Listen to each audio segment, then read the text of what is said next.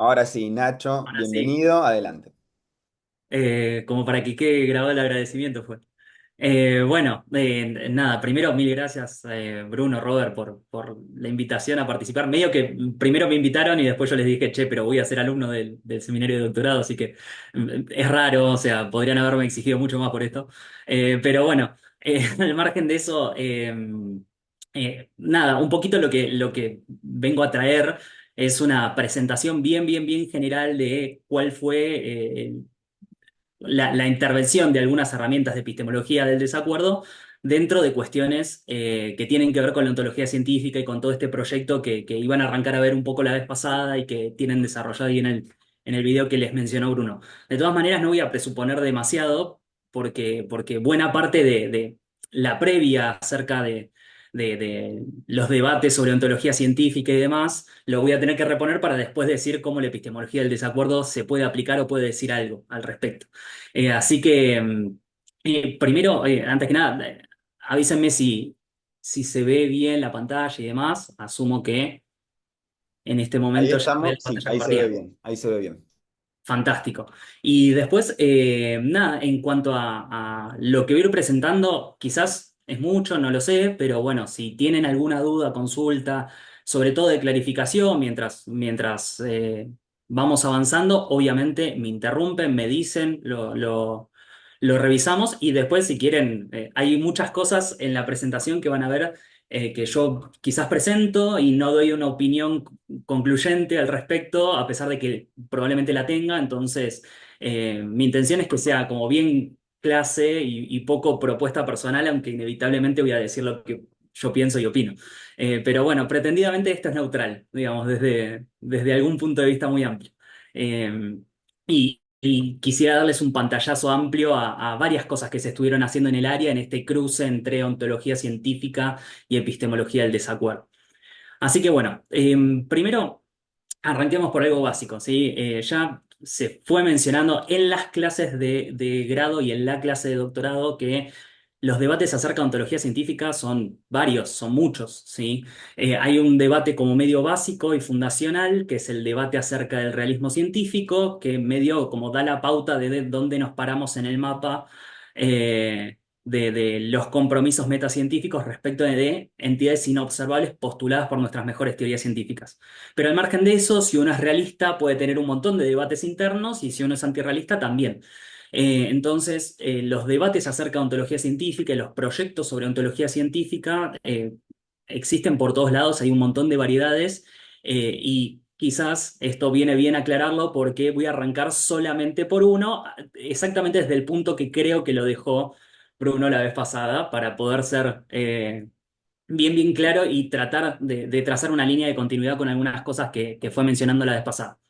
Bueno, la vez pasada ya habían conversado un poco acerca de en qué consistía el debate sobre el realismo científico, que es como medio el debate fundacional para abrir la discusión acerca de compromisos ontológicos en filosofía de las ciencias, después de que esos debates quedaron relegados por mucho tiempo de la mano del positivismo y del empirismo lógicos, ¿sí? El debate sobre el realismo científico, como saben, es el debate acerca de cuáles son los compromisos metacientíficos que deberíamos admitir respecto a las entidades inobservables postuladas por nuestras mejores teorías científicas. Electrones, protones, neutrones, con los niveles que les había distinguido Bruno la vez pasada. Y en este marco hay muchos planos en los que se puede tener la discusión. La vez pasada Bruno había mencionado tres, que eran el plano ontológico, si nos comprometemos con la existencia de entidades inobservables o no, el plano semántico, que tiene que ver con cómo interpretamos las afirmaciones acerca de entidades inobservables, y el plano epistemológico, que tiene que ver con si estimamos que somos capaces de conocer esas entidades inobservables o no. Esos planos yo les agregué dos más a partir de un par de trabajitos de Adam Colton, por un lado, y de una discusión que aparece transcrita como artículo de Chakrabarty con Van Frasen, que son los planos teleológico y evaluativo. Los nombrecitos son míos, pueden cambiarlos, pero tienen que ver con lo siguiente. En el debate sobre el realismo científico, no solamente se discute directamente acerca de si nos deberíamos comprometer con nuestro conocimiento, con las afirmaciones o con la existencia de entidades inobservables, sino que también se discute acerca de cuál es la naturaleza de la ciencia.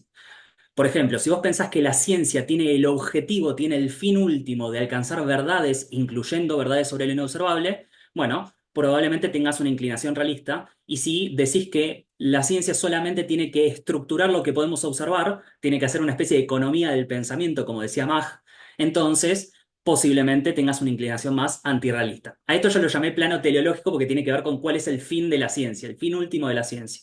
Ese es un debate que está instalado y en el cual, por ejemplo, Chakrabarty y Van Frasen tienen posiciones muy diferentes. Y en el plano evaluativo, uno también podría discutir cuál es el estado actual de la ciencia respecto del conocimiento acerca del inobservable. Bueno, en este momento, ¿tenemos buen conocimiento acerca del inobservable o no?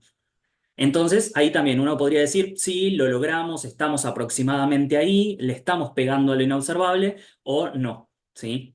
Entonces, hay algunos planos de discusión adicionales que se podrían agregar a los anteriores o incluso pueden ser subcompartimientos de los anteriores. No me quiero comprometer con nada de eso, así que simplemente lo menciono, pero algo medio fundamental es que en cada uno de estos niveles uno podría ser realista o antirrealista de forma relativamente independiente. Hay algunas relaciones de implicación entre unos y otros. Es parte de lo que debatía la vez pasada. Por ejemplo, ser realista semántico implica ser realista ontológico. Bueno, podemos debatirlo, pero en líneas generales también hay cierto grado de independencia. Uno podría ser realista en algunos niveles, antirrealista en otros.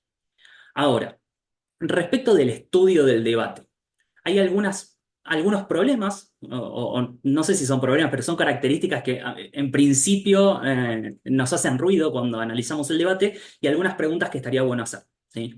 Los problemas son concretamente dos. En primer lugar, el debate entre realistas y antirrealistas científicos se suele presentar así, como una especie de Boca River, ¿sí? Entonces, uno aparentemente piensa que el debate está al menos parcialmente polarizado. Hay un polo realista y hay un polo antirrealista, ¿sí?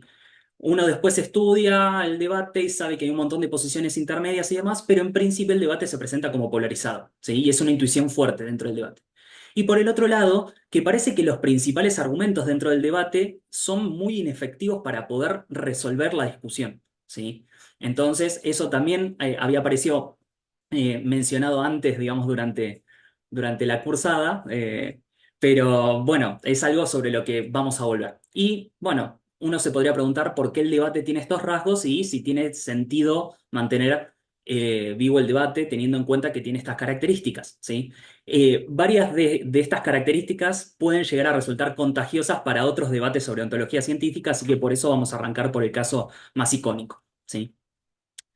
Ahora, respecto de la polarización, uno suele señalar cuando presenta intuitivamente el debate, suele presentar, bueno, de este lado está el realismo, de este lado está el antirrealismo, pero es bastante difícil reconocer qué te hace realista y qué te hace antirrealista según las tesis que suelen defender los participantes del debate. Según lo que dicen, es muy complicado reconocerlo. Primero porque como ya habíamos mencionado, hay muchos planos de discusión y uno podría ser realista en algunos y antirrealista en otros, entonces es poco claro qué me hace realista o qué me hace antirrealista, siendo que muchas veces los compromisos son mixtos, ¿sí? A través de las dimensiones.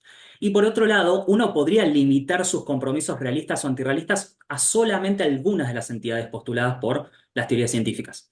Por ejemplo, los realismos científicos selectivos se comprometen con la existencia de entidades inobservables postuladas por nuestras mejores teorías en determinado grado o con ciertos límites. Me comprometo solo con estructuras matemáticas, me comprometo solo con entidades teóricas indispensables para poder explicar determinadas cosas o lo que fuera, ¿sí? Entonces, dado que yo puedo limitar con qué entidades me comprometo y encima puedo admitir distintos tipos de compromisos en distintos planos, bueno, es medio raro decir que hay el realismo científico y el antirrealismo científico.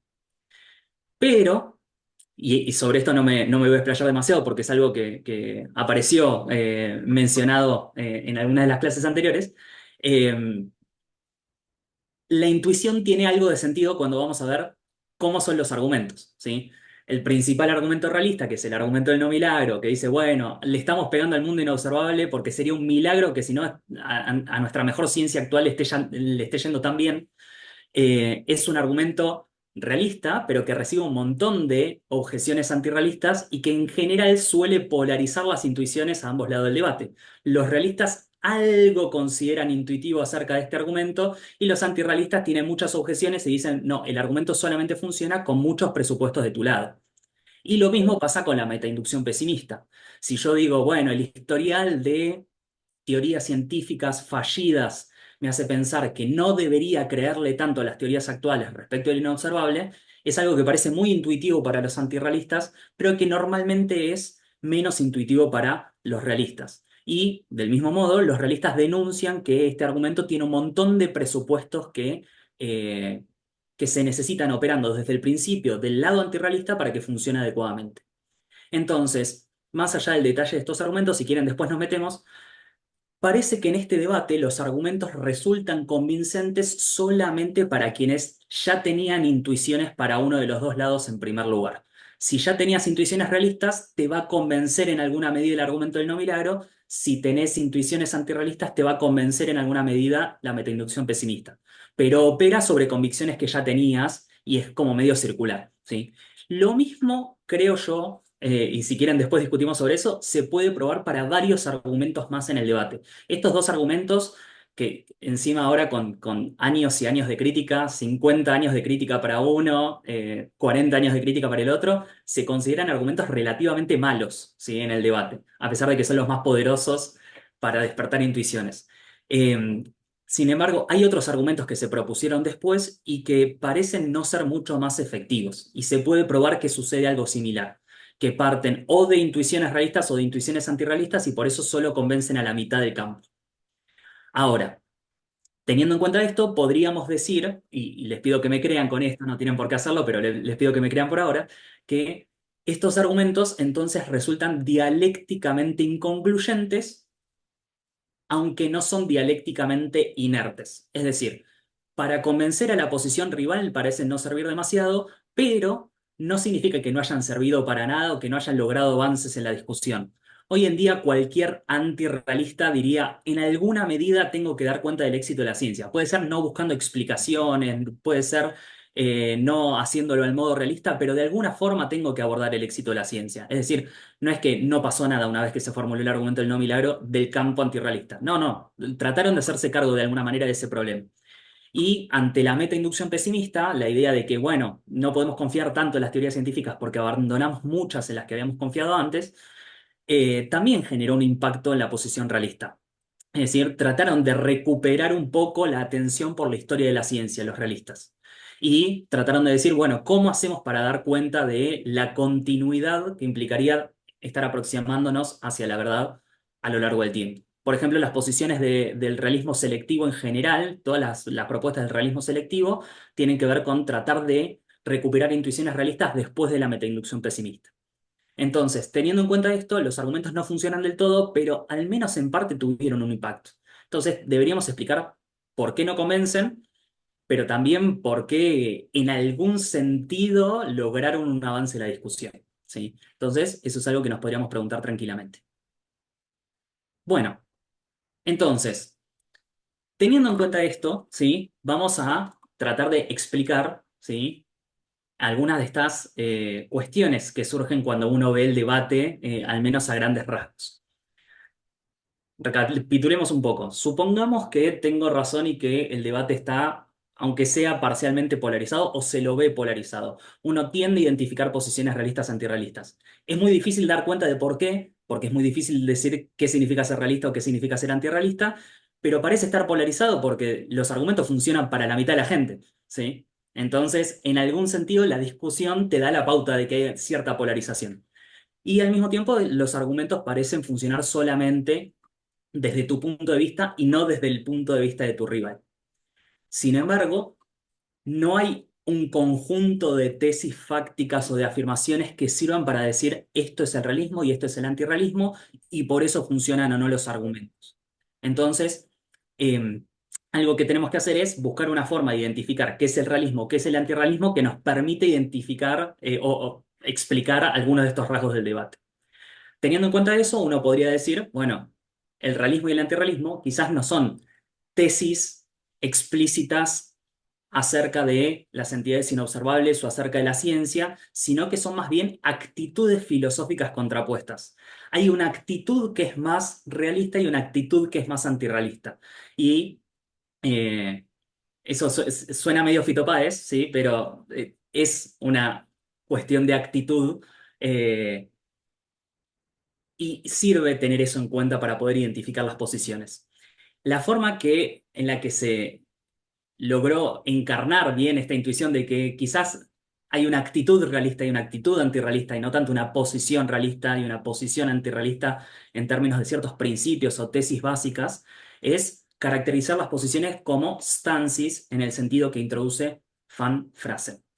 Van Frasen, bueno, ya había mencionado a Bruno, autor típicamente considerado antirrealista, a pesar de que él suele tratar de esquivar esa caracterización, es típicamente considerado el principal exponente del antirrealismo en el último tiempo, ¿sí? Y es quien propuso caracterizar su propia posición como una stance. Les comento por qué muy rapidito. Él dice, yo soy empirista, ¿sí?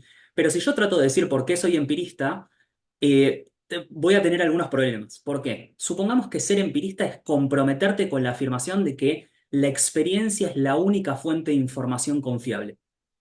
Si te comprometes con esa afirmación, alguien te podría preguntar, bueno, ¿por qué te comprometes con esa afirmación? ¿Por qué te comprometes con esa y no con cualquiera de las que la niegan? Bueno, él tendría que justificarlo, pero para justificarlo no podés usar la experiencia. ¿Cómo vas a usar la experiencia para justificar que la experiencia es la única fuente de información confiable? Eso sería casi una contradicción pragmática. No tenés manera de justificar por la experiencia ese principio. Entonces, teniendo en cuenta eso, no puede ser que el empirismo sea un principio que vos puedas afirmar porque no lo podrías probar a través de la experiencia y entonces tu posición se autorrefutaría. Entonces, teniendo en cuenta eso, buscó otra estrategia para decir por qué es empirista. Y dice, bueno, ser empirista no es aceptar un principio que no puedas probar y que tengas que sostener acríticamente y a priori contra la experiencia. Ser empirista es tener una determinada actitud cuando investigas, ¿sí? Y entonces, teniendo en cuenta eso, afirma que su posición tiene que ser comprendida como una stance. Y ahora sí voy con la cita que aparece acá. Dice, una posición filosófica puede consistir en algo distinto de una creencia acerca de cómo es el mundo. Una posición filosófica puede consistir en una stance, una actitud, un compromiso, un enfoque, un cúmulo de tales cosas que posiblemente incluyan algunas actitudes proposicionales como las creencias también. Por supuesto, tal stance puede ser expresada y puede incluir o presuponer algunas creencias también, pero no puede ser simplemente equiparada con tener creencias o hacer afirmaciones acerca de lo que hay, ¿sí? Entonces, en este sentido, dice, mi posición es más como una especie de enfoque de manera de llevar a cabo la vida de investigación y no tanto una posición que yo afirme en ciertos principios estancos.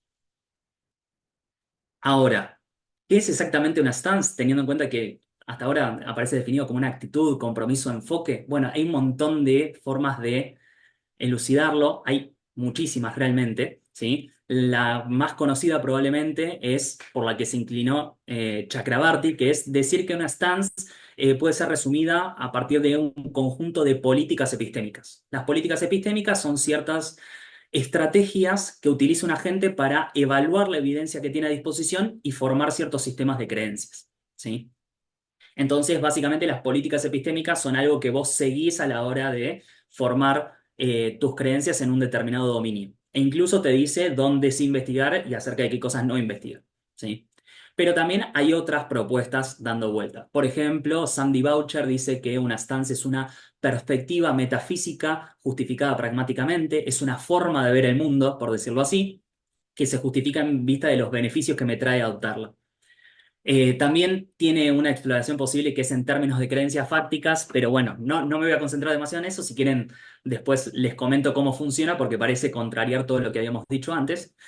Eh, y después otras dos alternativas son las de Roboton y Bueno y las de Bruno y Dalila que están acá presentes.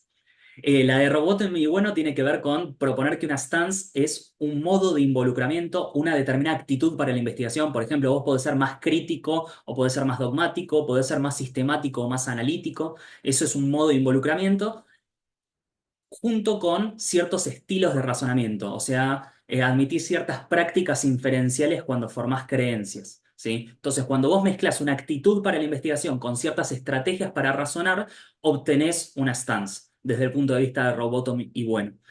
Es medio complejo, después cualquier cosa nos metemos, pero viene bien, aunque sea decirles que existe, ¿sí? Y por último, la última de las alternativas que puse es que no dicen que una stance es una perspectiva epistémica, pero que sí que es algo muy parecido, tanto Bruno como Dalila acá presentes en la reunión, representan algo parecido a las stances en forma de una perspectiva epistémica. Básicamente es un enfoque que te permite perseguir ciertos objetivos epistémicos, concretamente obtener verdades y evitar falsedades.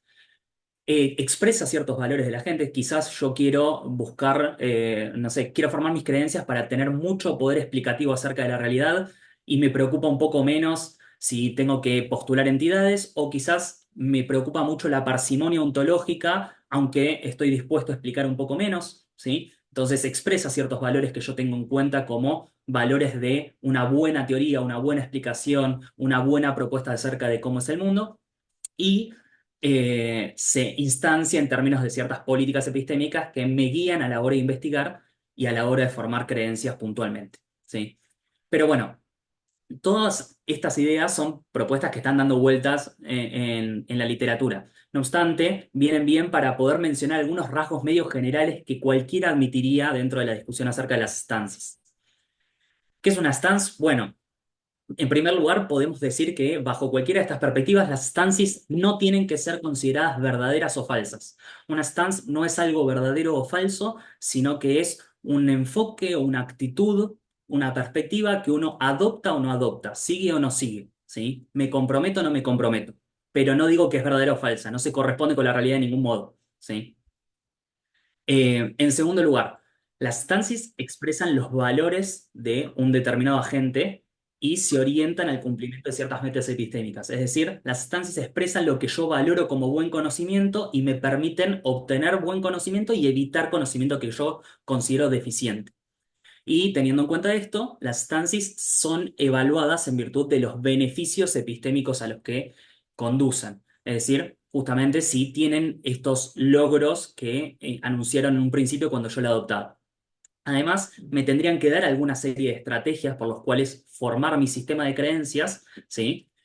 Y me tiene que decir cómo fijar mis actitudes frente a la evidencia, frente a ciertas proposiciones que se me presentan y frente a ciertos dominios de indagación en su conjunto. Hay algunas áreas en las que yo voy a decir, acá sí tengo que investigar porque es todo lo que tengo que hacer según mi stance, y algunas áreas donde yo digo, no voy a investigar para nada porque no tiene sentido, ¿sí? La ontología científica es un dominio de ese estilo, ¿sí?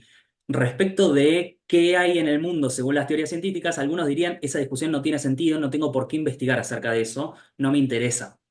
¿Por qué? Porque no tiene sentido pretender saber cómo es el mundo según nuestras mejores teorías. A lo sumo tiene sentido aceptar las teorías para manejarnos en lo cotidiano y desde un punto de vista completamente pragmático, ¿sí? Entonces, quizás la stance de esa persona lo orienta a no investigar sobre ontología científica. Y la stance de una persona más comprometida, quizás con el realismo, lo que fuere, bueno, lo va a orientar para poder indagar, ¿sí? En ese campo. Y por último, ¿sí? Las stances establecen el modo en el que los agentes comprenden distintos conjuntos de problemas y fenómenos de interés. Es decir, las stances afectan cómo vos entendés las cosas en determinado campo y en determinado dominio. Me voy a meter con esto un poquito más adelante, ¿sí? Lo del tema de la comprensión, porque me parece importante, pero pensémoslo de la siguiente manera. Normalmente un realista científico piensa que una teoría científica es algo así como un espejo, aunque sea distorsivo, pero un espejo de la realidad, ¿sí? O que te permite capturar, es una especie de red que te permite capturar algunos aspectos de la realidad. Normalmente un realista científico lo piensa de esa manera.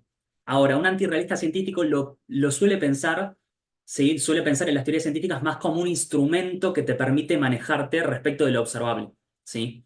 Ahora, metaforizar una teoría científica como un espejo de la realidad, aunque sea distorsivo, o como un instrumento para guiarte con respecto a lo observable, no es algo menor, porque es una forma bastante diferente de entender las teorías científicas en uno u otro sentido. Con esto no quiero decir que todos los antirrealistas sean instrumentalistas en un sentido más técnico, ni que todos los realistas sean realistas ingenuos, ¿sí? Pero en algún sentido su modo de comprender cómo funciona una teoría científica y cómo funciona la ciencia en general es distinto por las estancias que admiten. Ahora, teniendo en cuenta esto, ¿sí? Vamos a concentrarnos en la presentación de las stances que se suelen reconocer en el debate como series de políticas epistémicas, que quizás es la imagen que puede llegar a quedar un poco más clara hoy, ¿sí? Si yo quiero ver qué pasa en el debate entre realistas y antirrealistas científicos en términos de stances, puedo decir que hay como dos grandes stances en pugna, ¿sí? Por un lado, los realistas suelen estar inclinados a aceptar una stance que podemos llamar stance metafísica, y esa stance metafísica tiene algunas políticas epistémicas que les sirven al realista para indagar. Por ejemplo, dentro de la stance metafísica, uno que acepte la stance metafísica suele aceptar las demandas de explicación en términos de cosas que subyacen a los fenómenos. Es decir, querés saber por qué los fenómenos son como son y aceptás que te pidan explicaciones en términos de algo que va más allá de lo que puedes observar. Y al mismo tiempo, quien acepta la stance metafísica suele responder esas demandas de explicación por medio de la postulación de entidades. Es decir, solés proponer que hay entidades que explican lo que podés ver, ¿sí? Entidades aunque sean inobservables, ¿sí? En cambio, alguien que acepta la stance empirista no aceptaría esta forma de teorizar, ¿sí? Rechazaría las demandas de explicación en términos de cosas que subyacen a los fenómenos. Decís, no, no, ¿cómo me vas a preguntar qué hay debajo de los fenómenos? No, no hay nada, no, o no sé qué hay, o no podemos averiguarlo, o no interesa. Pero no voy a aceptar que me pidas explicaciones que vayan más allá de lo observable. En segundo lugar, tampoco voy a aceptar que me propongas que hay entidades inobservables que explican lo que sucede con lo observable. ¿Para qué necesitaría aceptar eso? Lo único que hace la ciencia es darnos conocimiento de lo observable. ¿Para qué iría más allá? Y por último, y esto lo propone Van Frasen y es un poco debatible, ¿sí? Van Frasen dice que la stance empirista es la stance que privilegia típicamente seguir la práctica científica como modelo de investigación. Para Van Frasen, la ciencia básicamente eh, investiga sistemáticamente acerca de lo observable y ser empirista es básicamente decir, yo investigo de la forma más parecida posible en filosofía a lo que se hace en las ciencias, ¿sí? Eso es debatible que sea solamente la estancia empirista, porque uno podría decir, bueno, los realistas científicos le prestan un montón de atención a la ciencia, ¿sí? ¿Por qué esa política es solamente empirista? Pero bueno, es una presentación medio estándar de cuáles son las estancias en el debate, ¿sí? Cuáles son las que subyacen a la discusión. Chakrabarty en un momento propone otra stance que es la stance deflacionaria. No me voy a meter con eso, si quieren después en todo caso me explayo, pero bueno, hay posibilidad de plantear que hay más stances en el debate que estas dos, pero si aceptamos estas dos, tendríamos una explicación bastante intuitiva de por qué el debate está polarizado. Aunque hay un montón de propuestas realistas y un montón de propuestas antirrealistas y aceptan tesis súper diferentes entre sí y desacuerdan, bueno, en general las posiciones realistas comparten esta actitud de teorizar acerca del inobservable y las propuestas antirrealistas comparten esta actitud de rechazar la teorización acerca del inobservable. Entonces, en ese sentido, podemos explicar las tendencias en el debate y la polarización de forma bastante intuitiva. Ahora bien, teniendo en cuenta esta base, no sé si hasta acá venimos bien, si alguien quiere hacer alguna pregunta o algo acerca de las stances, pero si venimos bien, entonces podemos pasar ahora sí algunas cositas sobre epistemología del desacuerdo, ¿sí? Bien, ¿de qué se ocupa la epistemología del desacuerdo y por qué la queremos en este campo? Bueno, la epistemología del desacuerdo hoy en día se la acepta de forma medio generalizada como una parte de la epistemología social, ¿sí? Si vieron la materia en la facultad o si cursaron algo que fuera medianamente similar a epistemología contemporánea, entonces seguramente se cruzaron con algo de esto, ¿sí? La epistemología del desacuerdo típicamente se incluye dentro de la epistemología social. eh, y primordialmente se ocupa de dos tareas, ¿sí? Si alguna de las personas acá presentes que tiene expertise en el área lo quiere ampliar, buenísimo por mí. Pero en líneas generales, la epistemología del desacuerdo trata de decir, bueno, en contexto de desacuerdo, ¿cuáles son las conductas racionalmente permisibles para los agentes que están participando de una discusión? ¿Sí? Y en segundo lugar, ¿cuáles son las condiciones y los límites para la construcción de conocimiento compartido en estos contextos de desacuerdo, donde no tenés consenso? ¿Qué podés conocer y a qué podés llegar cuando estás en estas instancias de desacuerdo? ¿Sí? Esto parece particularmente pertinente porque en el debate realismo-antirrealismo uno se podría preguntar, bueno, ¿a dónde queremos ir? ¿Qué podemos lograr? ¿Qué debería hacer cada participante en la discusión, teniendo en cuenta que todo esto está tan enmarañado? Y sobre todo, teniendo en cuenta que tenemos stances probablemente diferentes y queremos tomar posiciones en base a criterios y estándares muy distintos. Bueno, ¿qué podemos hacer en el contexto de este debate? ¿Vamos a ponernos de acuerdo en algún momento o no? ¿Sí? Entonces, la epistemología del desacuerdo, teniendo en cuenta la presentación sobre las stances, teniendo en cuenta la situación del debate como polarizado y como eh, eh, dialécticamente inconcluyente, bueno, parece que se podría nutrir de las herramientas que vengan de la epistemología del desacuerdo. ¿Sí? Entonces, teniendo en cuenta eso, vamos a arrancar con una primera vertiente, ¿sí? Una primera serie de desacuerdos que analiza la epistemología del desacuerdo y que puede ser de interés para el área. Hay una serie de desacuerdos que se estudian en la epistemología del desacuerdo, que son los desacuerdos entre pares epistémicos. Los desacuerdos entre pares epistémicos, ahora en un ratito les cuento por qué son interesantes, ¿sí? Pero básicamente son desacuerdos que se dan entre agentes que, por un lado, comparten toda la misma evidencia acerca de un tema en discusión, y por el otro lado son igualmente inteligentes o igualmente capaces o atentos a la hora de evaluar esa evidencia, ¿sí? Entonces, cuando yo tengo una discusión, ¿sí? Acerca de cualquier cosa, concretamente acerca de una proposición que está en discusión, y las dos personas que tengo discutiendo tienen la misma evidencia a disposición y son igualmente inteligentes y demás, uno se podría preguntar, bueno, ¿qué tenemos que hacer? ¿Cómo hago para resolver esto? ¿Sí? Ahora, ¿por qué son interesantes para la epistemología del desacuerdo los desacuerdos entre pares epistémicos? Y bueno, básicamente porque yo sé intuitivamente lo que tengo que hacer en otras circunstancias. Supongamos que yo desacuerdo acerca de un tema con una persona que sabe mucho menos que yo, o que es mucho menos inteligente a la hora de evaluar la evidencia que yo. Bueno, intuitivamente sé lo que tengo que hacer en un contexto de desacuerdo. Le tengo que decir, no tenés razón y me quedo en mi postura. ¿Sí? Entonces, si yo desacuerdo con un inferior epistémico, sea como sea que determine la inferioridad epistémica, parece que yo sé qué hacer, me quedo en mi posición. Y si desacuerdo con un superior epistémico, con alguien que yo sé que sabe mucho más o tiene más evidencia a disposición y demás, parece que lo racional es que yo diga, bueno, voy a revisar mis creencias. Voy a revisar lo que yo digo, ¿sí?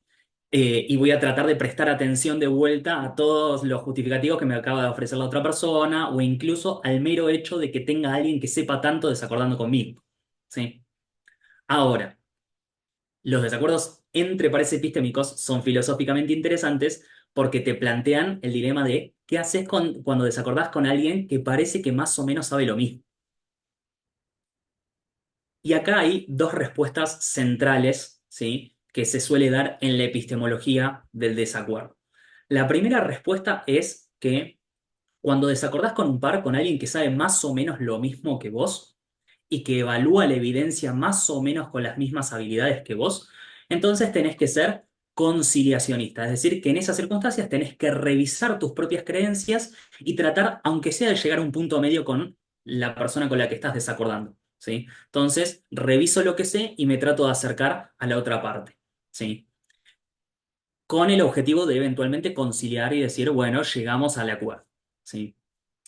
Y otros que dicen que al menos en algunas situaciones podés mantener tu postura inicial. Si desacordás con un par, aunque la otra persona sepa tanto como vos y tenga las mismas habilidades que vos a la hora de evaluar la evidencia, tenés permiso de quedarte en tu posición.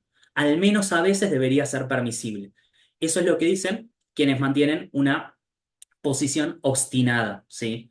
Una perspectiva obstinada, ¿sí? Que es la forma de traducir steadfast view, que es como se le dice en la literatura en inglés. Bien, acá hay toda una discusión en epistemología del desacuerdo al margen del debate realismo-antirrealismo, ¿sí? De hecho, bueno, hay un argumento bastante sencillito que salió hace mucho tiempo, ¿sí? En contra de la posición conciliacionista, que es, bueno, si sos tan conciliacionista, entonces cuando estamos debatiendo acerca de qué deberíamos hacer con los desacuerdos entre pares epistémicos, entonces ¿por qué no estás conciliando conmigo? Parece que si sos conciliacionista deberías abandonar tu posición para llegar a ser obstinado o llegar a un punto medio con el obstinado también. Entonces parece que la posición conciliacionista, no sé, se derrota a sí misma cuando la llevas a la discusión de orden superior acerca de cuál de estas posiciones tener. También hay respuestas conciliacionistas y hay ataques a la posición obstinada, ¿sí? Pero bueno, en general en la vida cotidiana, en la mayoría de las circunstancias intentamos conciliar, o espero, no sé, en un mundo lindo intentamos conciliar. Pero bueno. En algunas circunstancias parece que es permisible, ¿sí? Mantener una posición obstinada, pero el tema es cuándo. O sea, porque no vamos a mantenernos en nuestra posición siempre y nunca revisar nuestras creencias, nos haría dogmáticos, ¿sí? Entonces, bueno, acá hay toda una discusión para tener. Esto típicamente aplicaría al debate, ¿sí? No solamente al debate entre realistas y antirrealistas científicos, sino a los debates sobre ontología científica en general. En principio aceptamos que otras personas que están investigando en el área son nuestros pares. Más o menos conocen la literatura disponible, más o menos conocen la evidencia que hay a disposición y estimamos que son más o menos igual de inteligentes o atentos que nosotros. Entonces, teniendo en cuenta eso, ¿qué deberíamos hacer cuando, por ejemplo, desacordamos con un antirrealista o participamos de cualquiera de los otros debates que hay sobre ontología científica? ¿Sí? Uno podría debatir también, no sé, puede tener distintas posiciones acerca de si hay leyes en la naturaleza, cuál es la estructura del espacio-tiempo, si hay un nivel fundamental de la naturaleza y todos los demás son emergentes o no, o hay un pluralismo intrínseco en la realidad. Hay un montón de cosas a debatir. Pero bueno, en general lo hacemos debatiendo como si fuéramos pares. Entonces, ¿qué tenemos que hacer? Bueno, para poder marcar alguna posición respecto de este debate puntual, Bruno con Nicolo Gercio eh, formularon su propia propuesta, o una propuesta que está aplicada directamente al debate y que pueden ir a buscar, ¿sí? Incluso está dentro de los artículos que yo había recomendado para la clase de hoy, ¿sí? Cuando estás abordando este debate, viene bastante bien tener en cuenta la noción de perspectiva epistémica para entender cómo deberían ser las dinámicas de desacuerdo entre las partes, ¿sí? La noción de perspectiva epistémica es muy similar a la noción de stance, ¿sí? Y podemos admitir que los agentes en general las tienen. Tienen una perspectiva epistémica a partir de la cual generan sus propias creencias. Tienen un conjunto de políticas o normas que siguen a la hora de investigar, que determinan su actitud frente a la evidencia, que determinan qué actitudes admiten frente a determinadas proposiciones, ¿sí? Sobre las que discuten, por ejemplo, si existen o no las entidades inobservables postuladas por nuestras mejores teorías, y esas perspectivas apuntan a expresar determinados valores y seguir ciertos objetivos, ¿sí? Si uno considera la noción de perspectiva epistémica en el campo de la epistemología del desacuerdo, y sobre todo del desacuerdo entre pares, uno podría llegar a una descripción bastante atinada de lo que deberíamos esperar en el debate. Por ejemplo, si yo comparto mi perspectiva epistémica con otro o comparto mi stance con otro, puedo decir que ese otro es mi par epistémico fuerte. O esto es lo que propone Bruno y Nicolo Gersi, ¿sí? ¿Qué significa eso? Bueno, básicamente que compartimos la evidencia a disposición, ¿sí? Somos pares evidenciales, compartimos nuestras habilidades a la hora de evaluar la evidencia, ¿sí? Somos pares cognitivos, ¿sí? Y también somos pares en el sentido de que admitimos la misma perspectiva epistémica a la hora de teorizar. Entonces, teniendo en cuenta eso, se supone que nuestros debates deberían ser relativamente débiles. Si aceptamos los mismos estándares a la hora de formar creencias, nuestros desacuerdos parecen no ser demasiado fuertes, no parecen ser demasiado preocupantes, y en ese sentido cabría esperar una actitud conciliacionista. Decir, bueno, estamos teorizando igual, bajo los mismos estándares, con los mismos valores, en pos de los mismos objetivos, probablemente debamos llegar a un acuerdo respecto a estas cuestiones, ¿sí? Entonces, posiblemente un realista con un realista, si desacuerdan, deberían llegar al menos a un punto en común o su actitud debería ser la de revisar sus propias creencias para ver si están teorizando bien. En cambio, cuando debato con alguien que no comparte mi perspectiva epistémica, puedo decir que ese individuo, en el caso de ser un par epistémico, es un par epistémico débil, porque a pesar de que compartimos toda la información a disposición acerca del tema sobre el que debatimos y compartimos nuestras habilidades cognitivas a la hora de evaluar eh, el dominio en cuestión, no compartimos los estándares para evaluar la evidencia, no compartimos los estándares para poder formar creencias. Y en ese sentido tenemos un desacuerdo fuerte. Un desacuerdo fuerte porque no tenemos el acuerdo de segundo orden sobre los estándares con los cuales deberíamos tomar una decisión acerca de quién hizo las cosas bien y quién hizo las cosas mal. Y en ese sentido, si alguien no tiene mi propia perspectiva epistémica, bueno, cabe esperar que yo tenga una respuesta obstinada. Estaría bien mantenerme en mi posición, porque ¿por qué conciliaría con alguien que tiene estándares tan distintos con los míos? ¿Sí? Entonces, puedo mantenerme en mi posición sin ningún problema. Ahora, ¿qué actitud corresponde a los realistas y antirrealistas científicos en este marco? Si estamos en el marco de este debate y aceptamos lo que se propone a partir de estas herramientas en epistemología del desacuerdo, bueno, ¿qué deberíamos hacer? Posiblemente realistas con realistas deberían tender a acordar, antirrealistas con antirrealistas deberían tender a acordar, pero cruzados no deberían, o no tendrían por qué, al menos, no sería racionalmente exigible que lleguen a un acuerdo. Ahora, esto me trae problemas. ¿Por qué? O por lo menos creo yo. ¿Sí? Acá solamente voy a dar mi opinión, no es algo lo que pueda profundizar demasiado. ¿Qué pasa? En ontología científica, como se estuvo discutiendo sobre todo en las clases de grado que se presentaron, hay muchas discusiones, ¿sí? Por ejemplo, si yo debato acerca de cuál es el estatus de las leyes de la naturaleza, si creo que hay leyes o no, bueno, ese es un debate que típicamente se da dentro del realismo, ¿sí? O entre quienes son realistas. Hay antirrealistas participando, pero típicamente participan realistas, ¿sí? Los realistas que ya se comprometen con entidades inobservables dicen, ¿hay leyes en la naturaleza o no? Y algunos dicen que sí, otros dicen que hay solamente regularidades, otros dicen que hay algún otro tipo de cosa intermedia entre las leyes y que no haya nada, ¿sí? Pero ese es un debate, al parecer, dentro de una determinada perspectiva epistémica, ¿sí? Dentro de la perspectiva epistémica del realismo o dentro de la perspectiva metafísica, de la stance metafísica. Entonces, todos los que participan en ese debate que todavía no se resolvió son irracionales. Todos deberían estar conciliando y no lo están haciendo. Entonces, ¿cómo hago para explicar eso? ¿Qué hago? ¿Meto perspectivas más chiquititas dentro de la perspectiva metafísica? Podría hacer eso, para poder admitir más respuestas obstinadas. Pero bueno, parece que como al interior de cada una de las discusiones vamos teniendo cada vez más y más y más, uno podría seguir presionando este marco teórico para que en algún momento se rompa, ¿sí? ¿Por qué? Porque, no sé, parece que en filosofía no vamos a acordar en ningún momento y no por eso consideramos que somos siempre irracionales, ¿sí?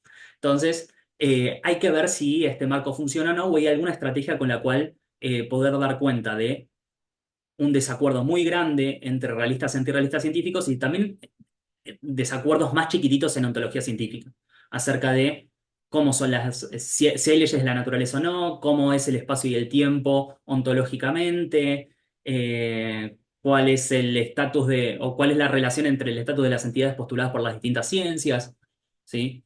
¿Qué opino acerca de la causalidad? Hay un montón de discusiones que podrían considerarse muy persistentes a pesar de darse dentro de una sola perspectiva, ¿sí?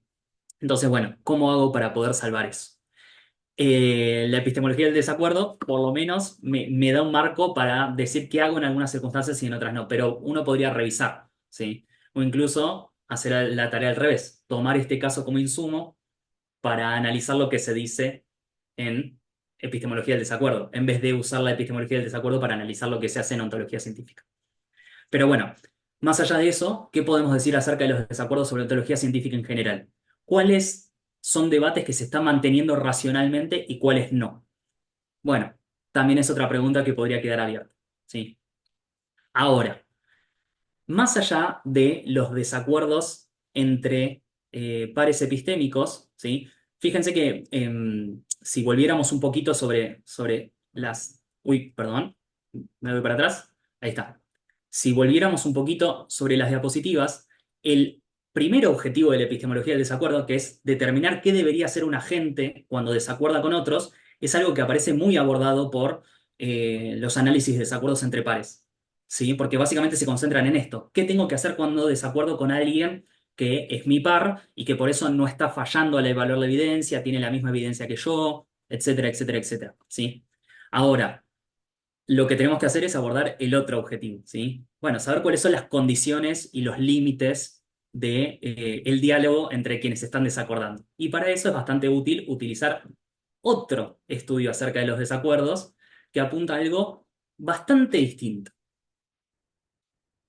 que son los análisis acerca de los desacuerdos profundos, ¿sí? La noción de desacuerdo profundo que utilizamos ahora, eh, que ahora está en boga en epistemología social, viene en realidad de un articulito que salió en una revista de lógica informal, ¿sí? Se llama La lógica de los desacuerdos profundos, ¿sí? Eh, y fue escrito por Robert Fogelin, que tenía inclinaciones medio no, súper Wittgensteinianas, así que quienes estaban hablando de la noción de compromiso, como comprometerse a la acción en algún sentido relevante más allá de un compromiso proposicional la vez pasada, entonces tienen acá un ancla para poder seguir trabajando, ¿sí? Si a alguien le copa Wittgenstein, tiene mucho sentido meterse con los debates acerca de desacuerdos profundos. Bueno. Fogelin, ¿qué planteó? ¿Qué es lo que propuso y a partir de qué hizo explotar buena parte de la epistemología disponible en los años posteriores? Bueno, básicamente propuso estudiar ciertos desacuerdos que parecen ser especiales por las pocas posibilidades de acción que nos habilitan, ¿sí? Y que en ese sentido son muy diferentes de la mayoría de los debates que podemos tener en la vida cotidiana. Y a esas discusiones le llamó desacuerdos profundos. Los desacuerdos profundos se contraponen con lo que Fogelin llamó desacuerdos normales. Y en este sentido, me permito leer una pequeñísima cita, ¿sí? Dice Fogelin, debo decir que un argumento, o mejor, un intercambio argumentativo es normal cuando tiene lugar bajo un contexto de creencias y preferencias ampliamente compartidas. Debo insistir más en que para que un intercambio argumentativo sea normal, deben existir procedimientos compartidos para resolver desacuerdos. Las personas a menudo discrepan sobre cuestiones de hecho, pero en general concuerdan en el método para resolver su desacuerdo. Es decir, supongamos que tengo dos personas cursando en secundaria matemática y están resolviendo un cálculo y a una le da de una manera y a otra le da de otra.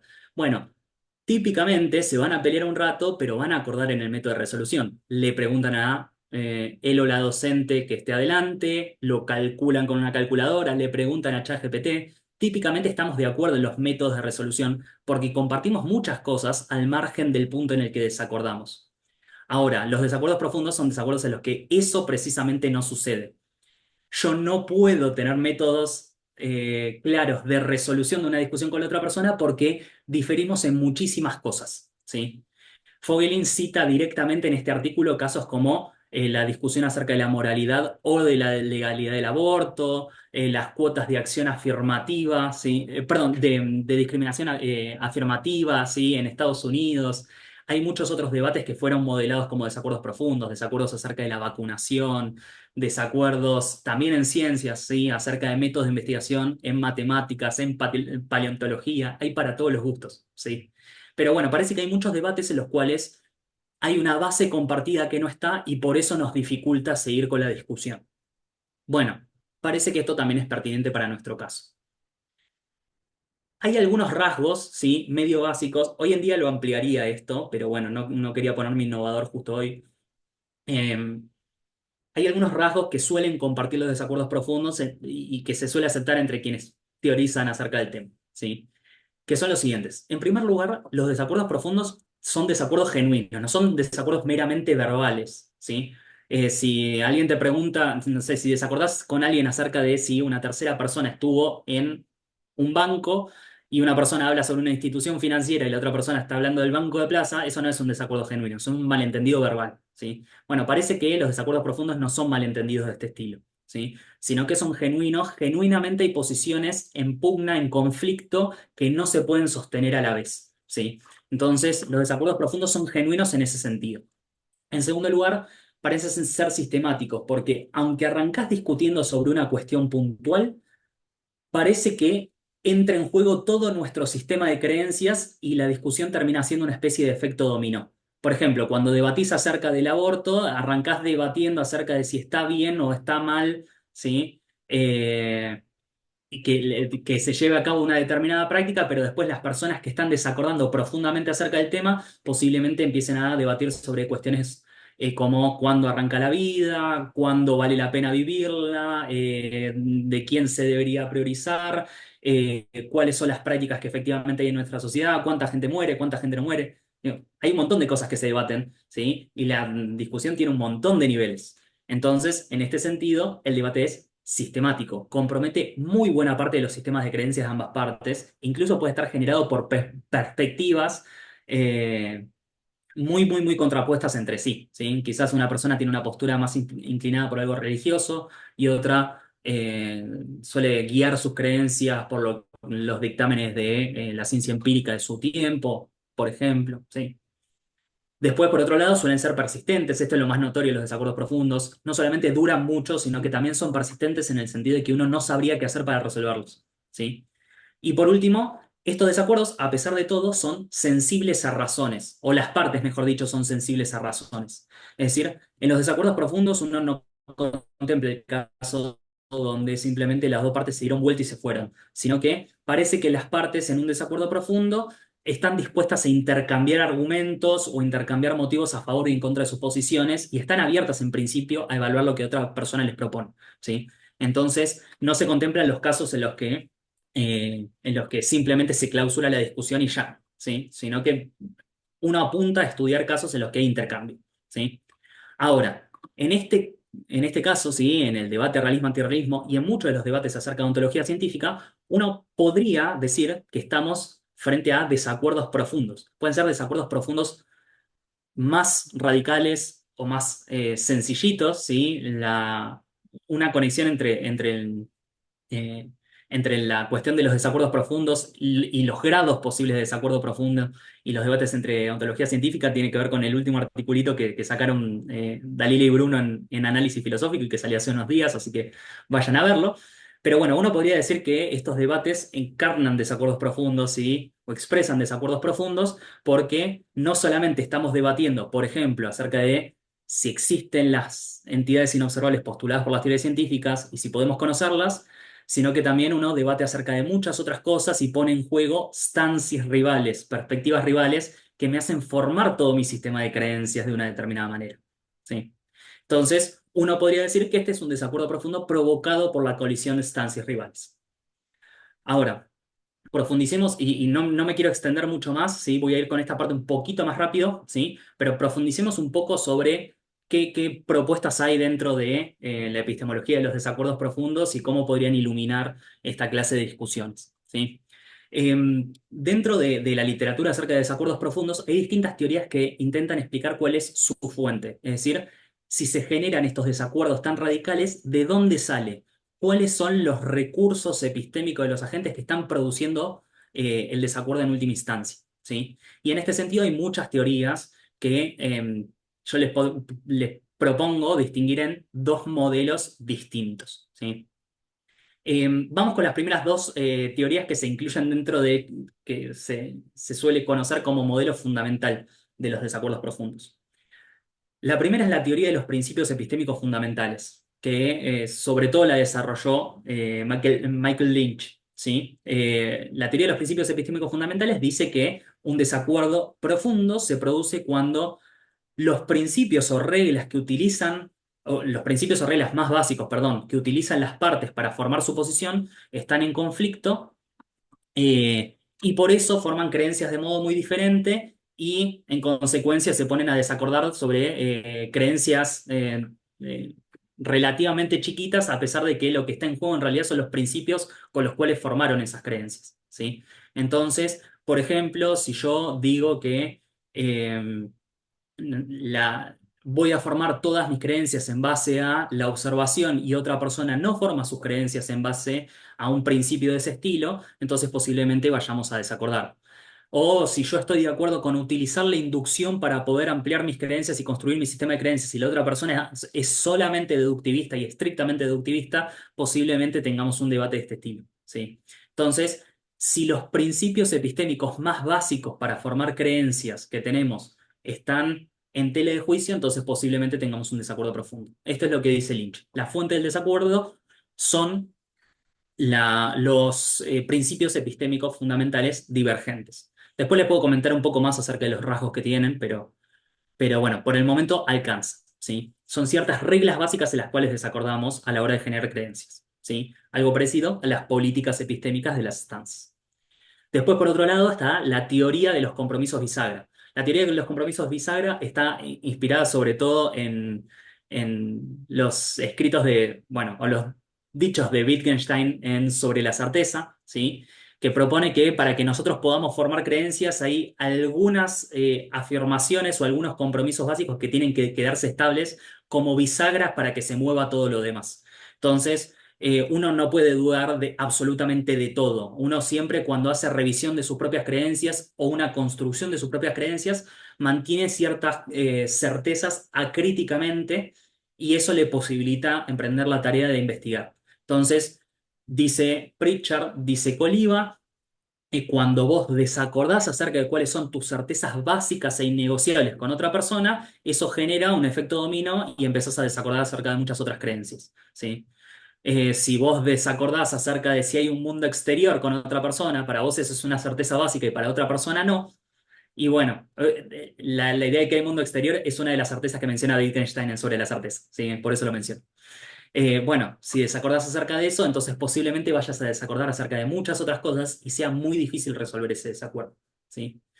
Entonces, estas dos teorías se incluyen dentro de lo que se denomina modelo fundamental de los desacuerdos profundos. ¿Por qué? Porque dicen que los desacuerdos profundos se producen por divergencias respecto de algún recurso epistémico muy, muy, muy básico que vos tenés y que tiene un estatus especial respecto de todo el resto de tus creencias.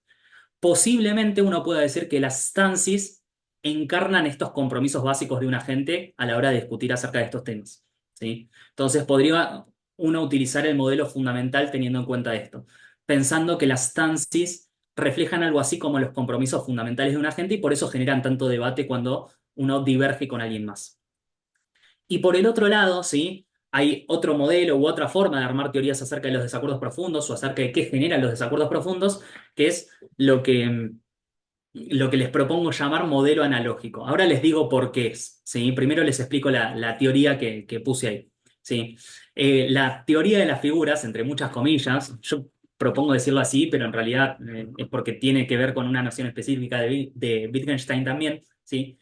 Tiene que ver con el hecho de que a veces distintas personas no desacuerdan acerca de cuáles son sus certezas básicas o sus principios epistémicos fundamentales, pero sin embargo desacuerdan profundamente.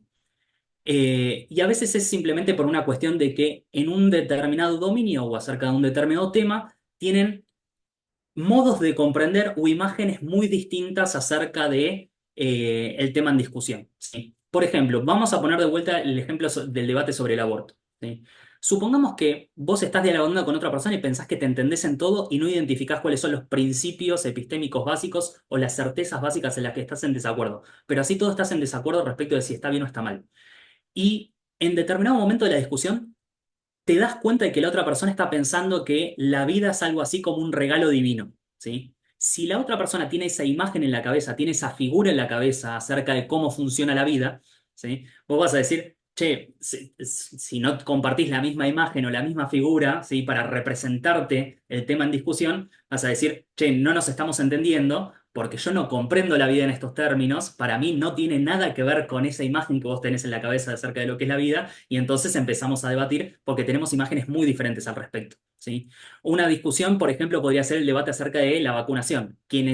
Algunas personas que sostienen posiciones antivacunas piensan en las enfermedades como una especie de retribución, ¿sí? Y de una retribución divina. Entonces dicen, ¿por qué debería evitar una enfermedad si en realidad tiene que ver con las acciones que yo hice antes? ¿Sí?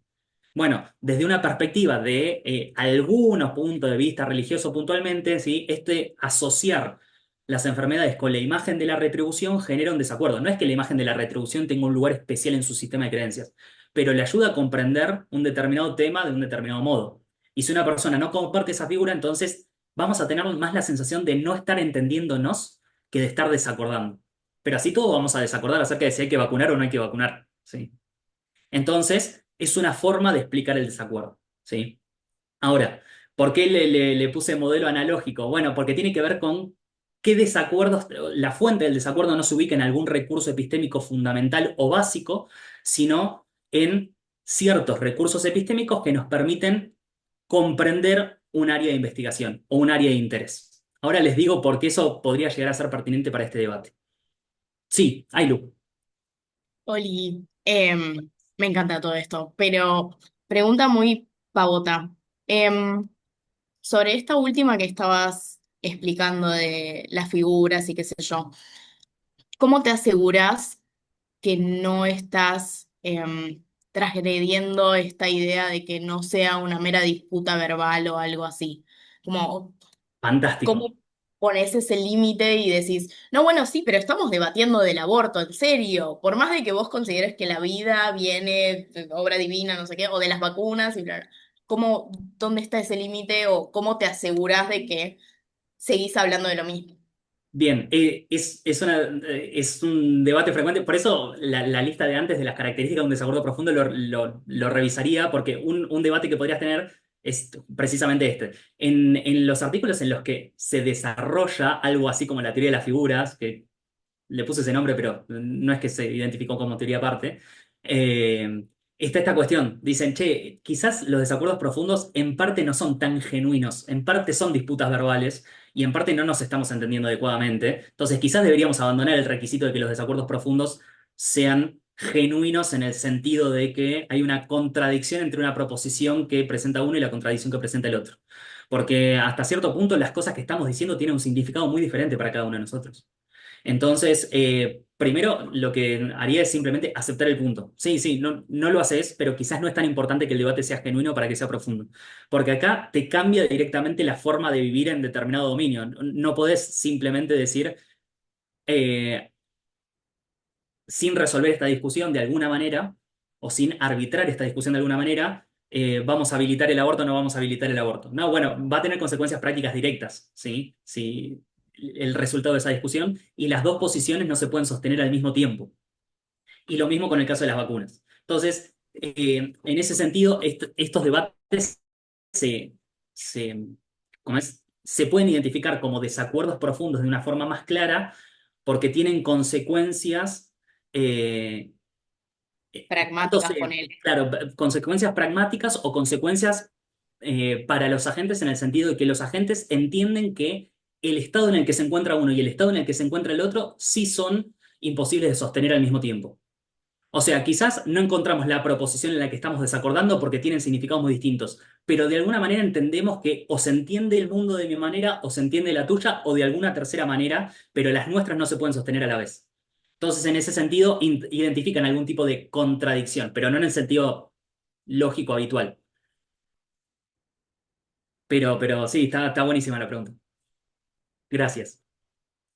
Bueno, ¿cómo se podría aplicar alguna de estas cosas al debate? Obviamente ninguna de forma súper radical, ¿no? Pero bien.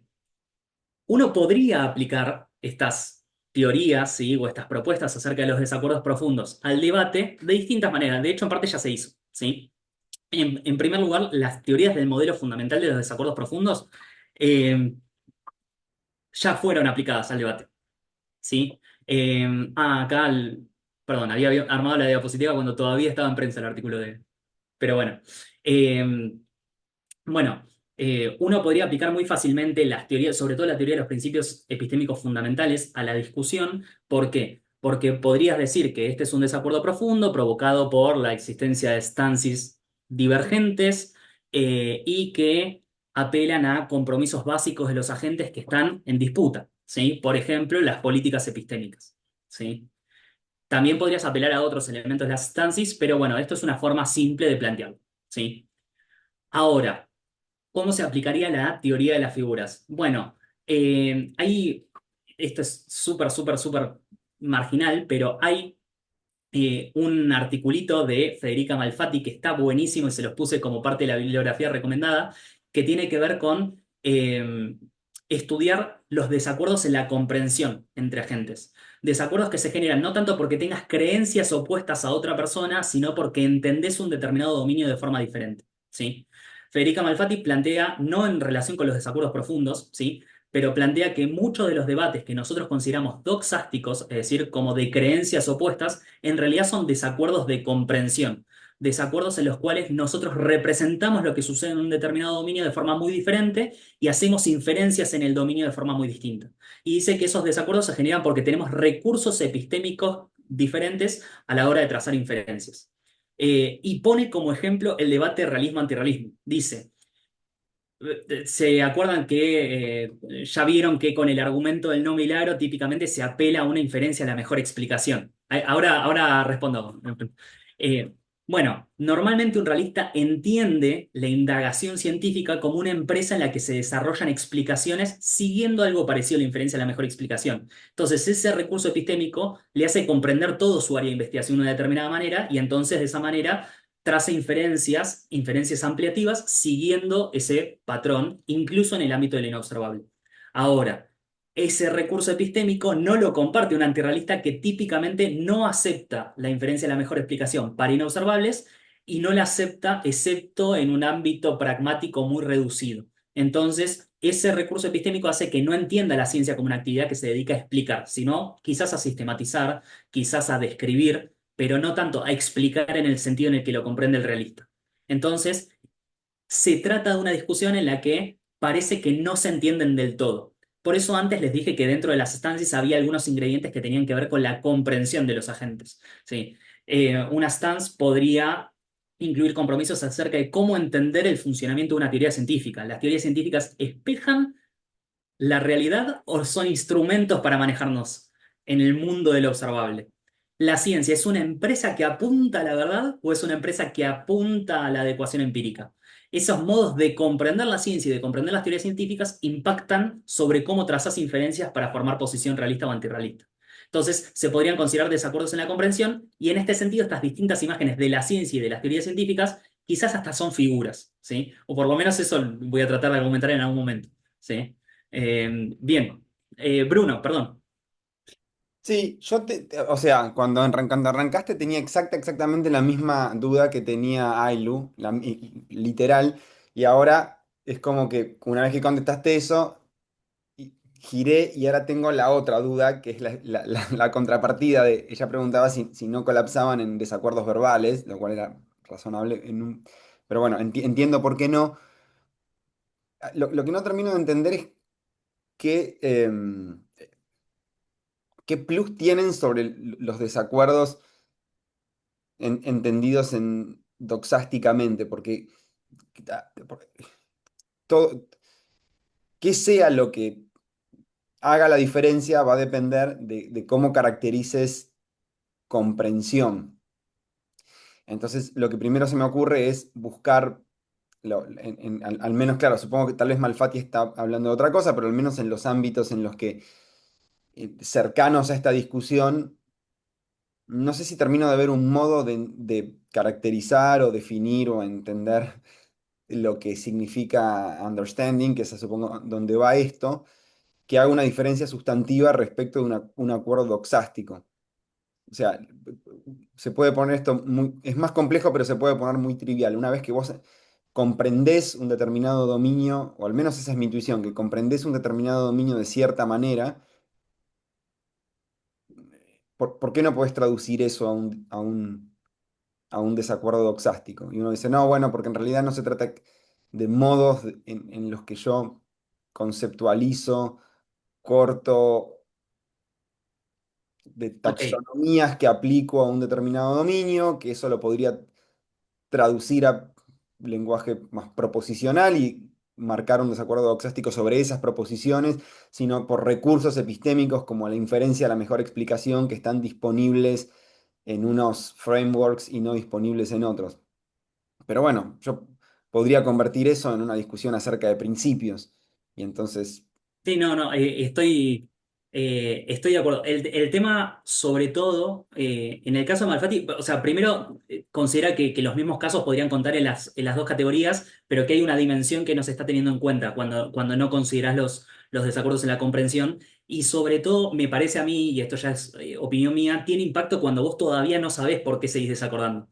O sea, cuando estás en la previa y decís, hay algo en lo que no nos estamos entendiendo, porque estamos representando las cosas de forma muy diferente, eso tiene un impacto sobre cómo desarrollo la discusión. Quizás una vez que tengo la clave interpretativa del otro lado, puedo hacer la traducción en términos doxásticos, pero hasta que no sucede eso, si no tengo el recurso de entender que quizás estamos comprendiendo el mismo dominio de formas muy diferentes, es como tratar de dos mapas muy distintos y hechos con lógicas completamente diferentes, tratar de traducirlos uno al otro sin la clave. ok, Entonces, si pero yo tuviera la clave, podría transformar y podría trazar diferencias o equivalencias entre los mapas si yo tengo la clave con la cual hacerlo.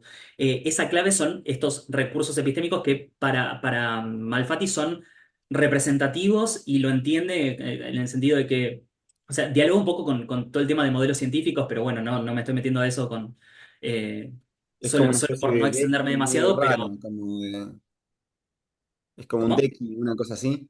Claro, una cosa así, sí, tenés que tener la clave. Sí, Ok, no, porque lo que yo pensaba es que si es así, una vez que tenés la clave, o pasa lo que dice Ailu, o pasa un desacuerdo de los comunes, digamos. Esa era mi intuición.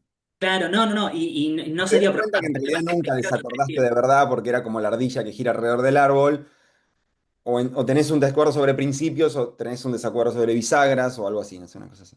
Claro, de hecho, por eso también, o sea, por eso la teoría de las figuras no sería una de las teorías dentro del modelo fundamental, porque no Ok. es que es un recurso epistémicamente privilegiado. O sea, en última instancia, si es un desacuerdo acerca de principios últimos, vos lo podrías traducir. Y si no lo es, te podés dar cuenta, pero lo tenés que identificar, porque si no lo reconoces, no lo podés hacer.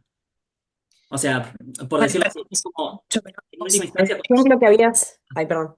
sí, sí, perdón. De eso que estás diciendo y lo que decían recién, el ejemplo que habías dado recién con el aborto y la vida como revelación divina.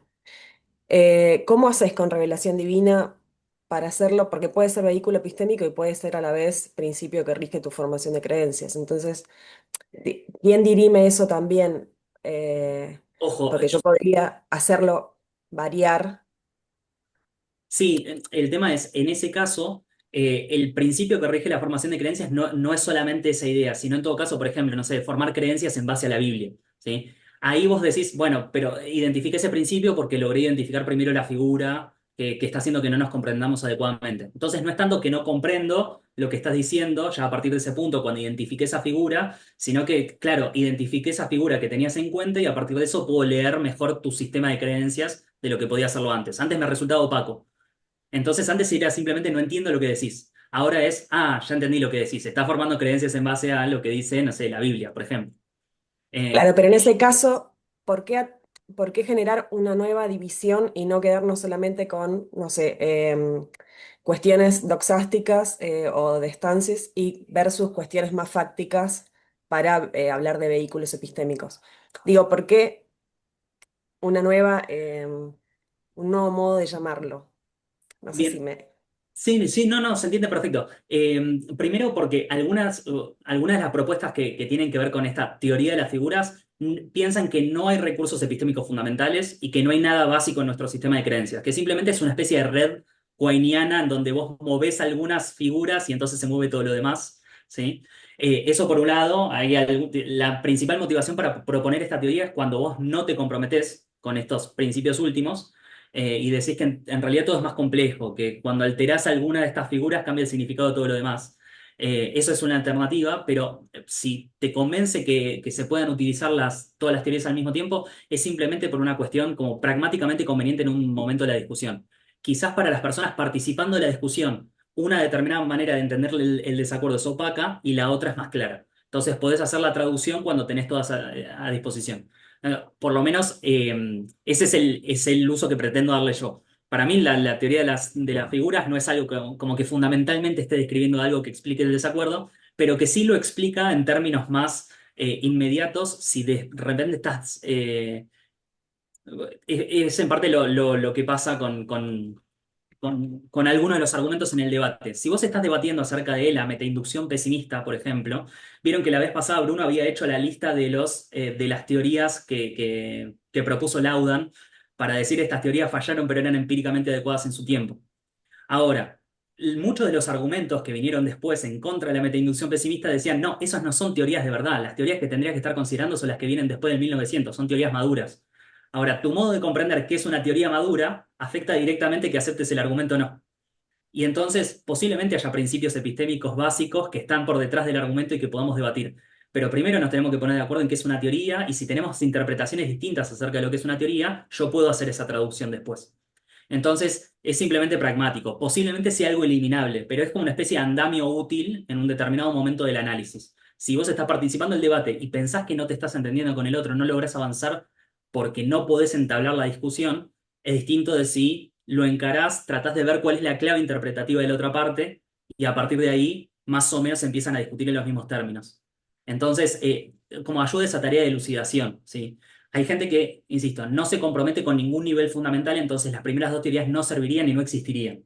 Entonces proponen esta teoría de las figuras porque no confían en ninguna de las otras. Pero una alternativa es usar todas las teorías y usar esta como andamiaje, sobre todo cuando pensás que no te estás entendiendo. Y se puede traducir, sí. O quizás terminás descubriendo que el desacuerdo era solamente verbal y que en realidad no era una disputa genuina. Eso también te podría pasar. Pero bueno, en ese momento de perplejidad de decir no nos estamos entendiendo y no estamos avanzando, es una de las alternativas a explorar. Porque de hecho, las dos teorías anteriores no te permiten identificar si se tratara de un desacuerdo verbal, no te lo permiten identificar. Vos estás presuponiendo que es un desacuerdo genuino. Si no fuera genuino, ¿no necesitas alguna teoría que te lo diga? Entonces, esta teoría por lo menos te permitiría identificar, ¿es un desacuerdo genuino o no? Si lo es, quizás se puede analizar con las otras dos. Si no lo es, entonces deberíamos utilizar otra clase de recurso para lidiar con esto, que no te habilita ninguna de las perspectivas anteriores o de las propuestas anteriores. Entonces, nada, tanto por lo que estuvieron diciendo Ailu, Bruno y Nisi, eh, como funcionaría bien ante cualquiera de esas alternativas utilizar la teoría de las figuras, aunque sea de forma pragmática, para decir, bueno, ¿qué pasa en un determinado momento del análisis? Creo. Perdón, y estaba... Ah, no sé si O Bruno iba a sea, hacer... no sé cómo fue está Robert y después Lean puso algo en el chat que yo Ah, no, ok.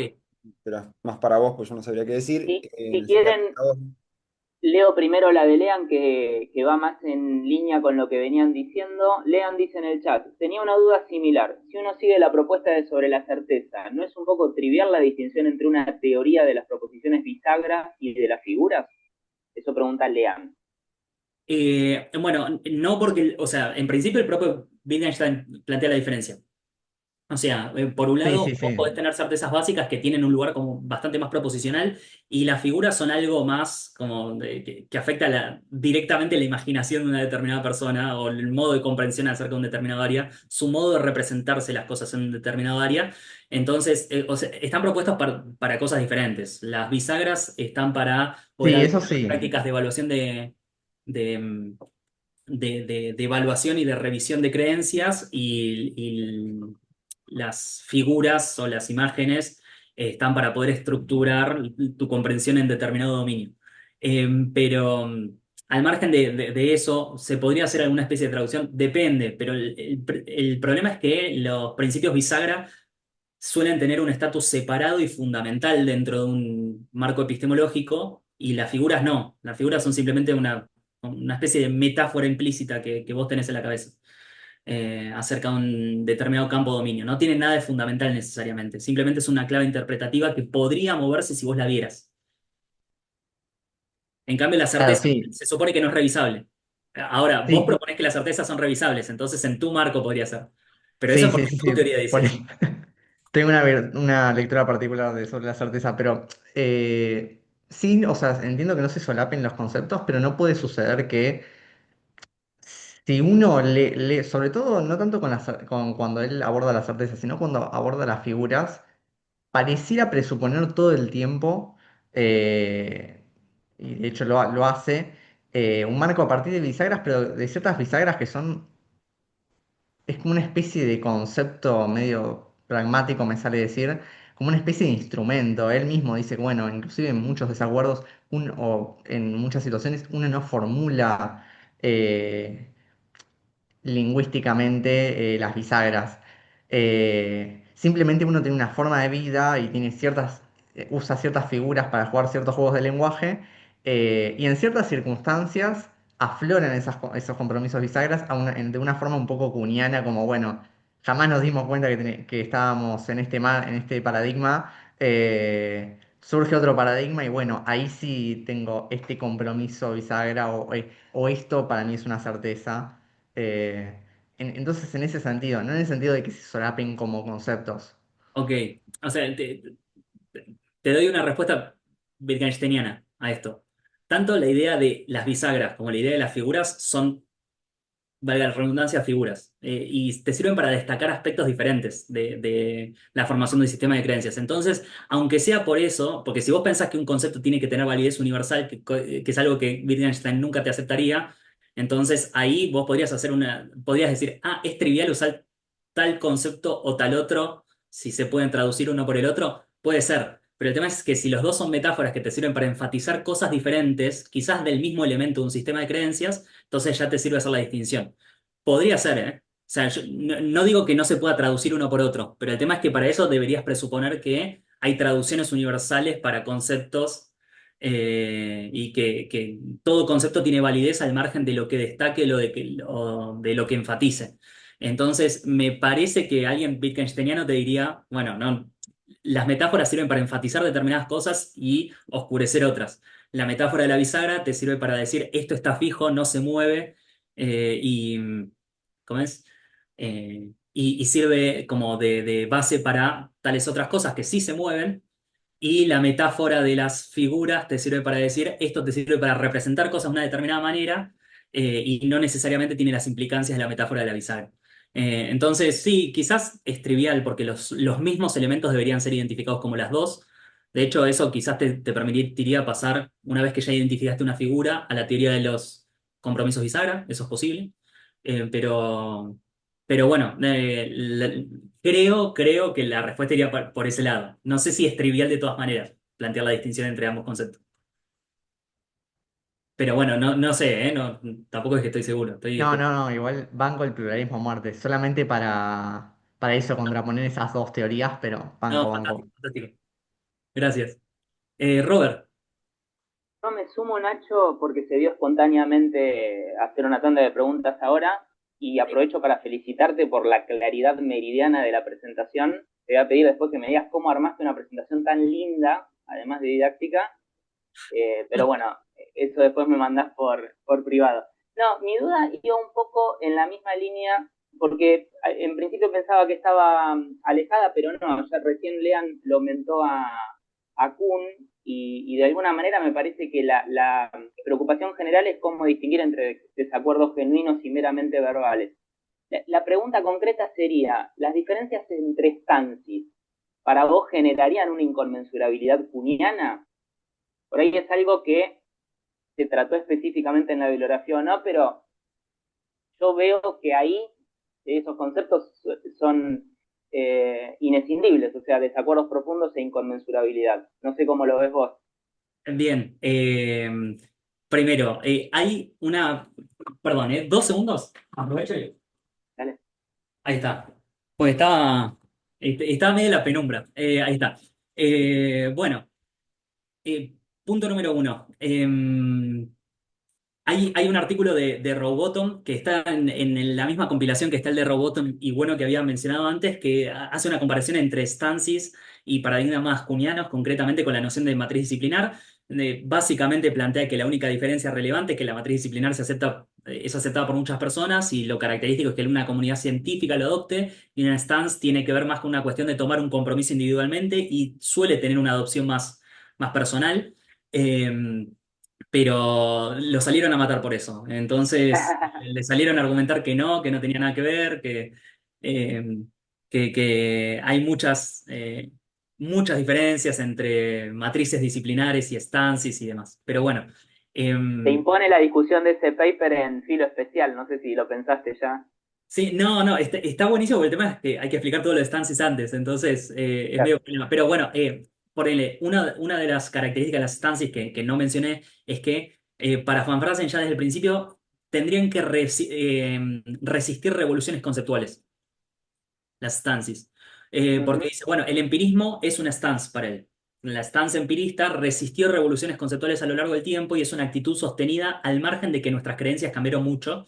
Y entonces eso podría si bien varias creencias en determinados momentos son características de la stance, no son estrictamente necesarias. Entonces podrías negociar alguno de los componentes y que cambie y que se resista una revolución conceptual y que la stance se mantenga de todas maneras. Por eso, no sé, lidiar con el desacuerdo profundo a partir de la teoría de las figuras quizás permitiría manejar la inconmensurabilidad si la hay, pero no sé si permitiría resolver el desacuerdo porque incluso si cambiaran mucho los conceptos en cuestión, las estancias seguirían más o menos estables. Pero bueno, perdón, me fui mucho de boca.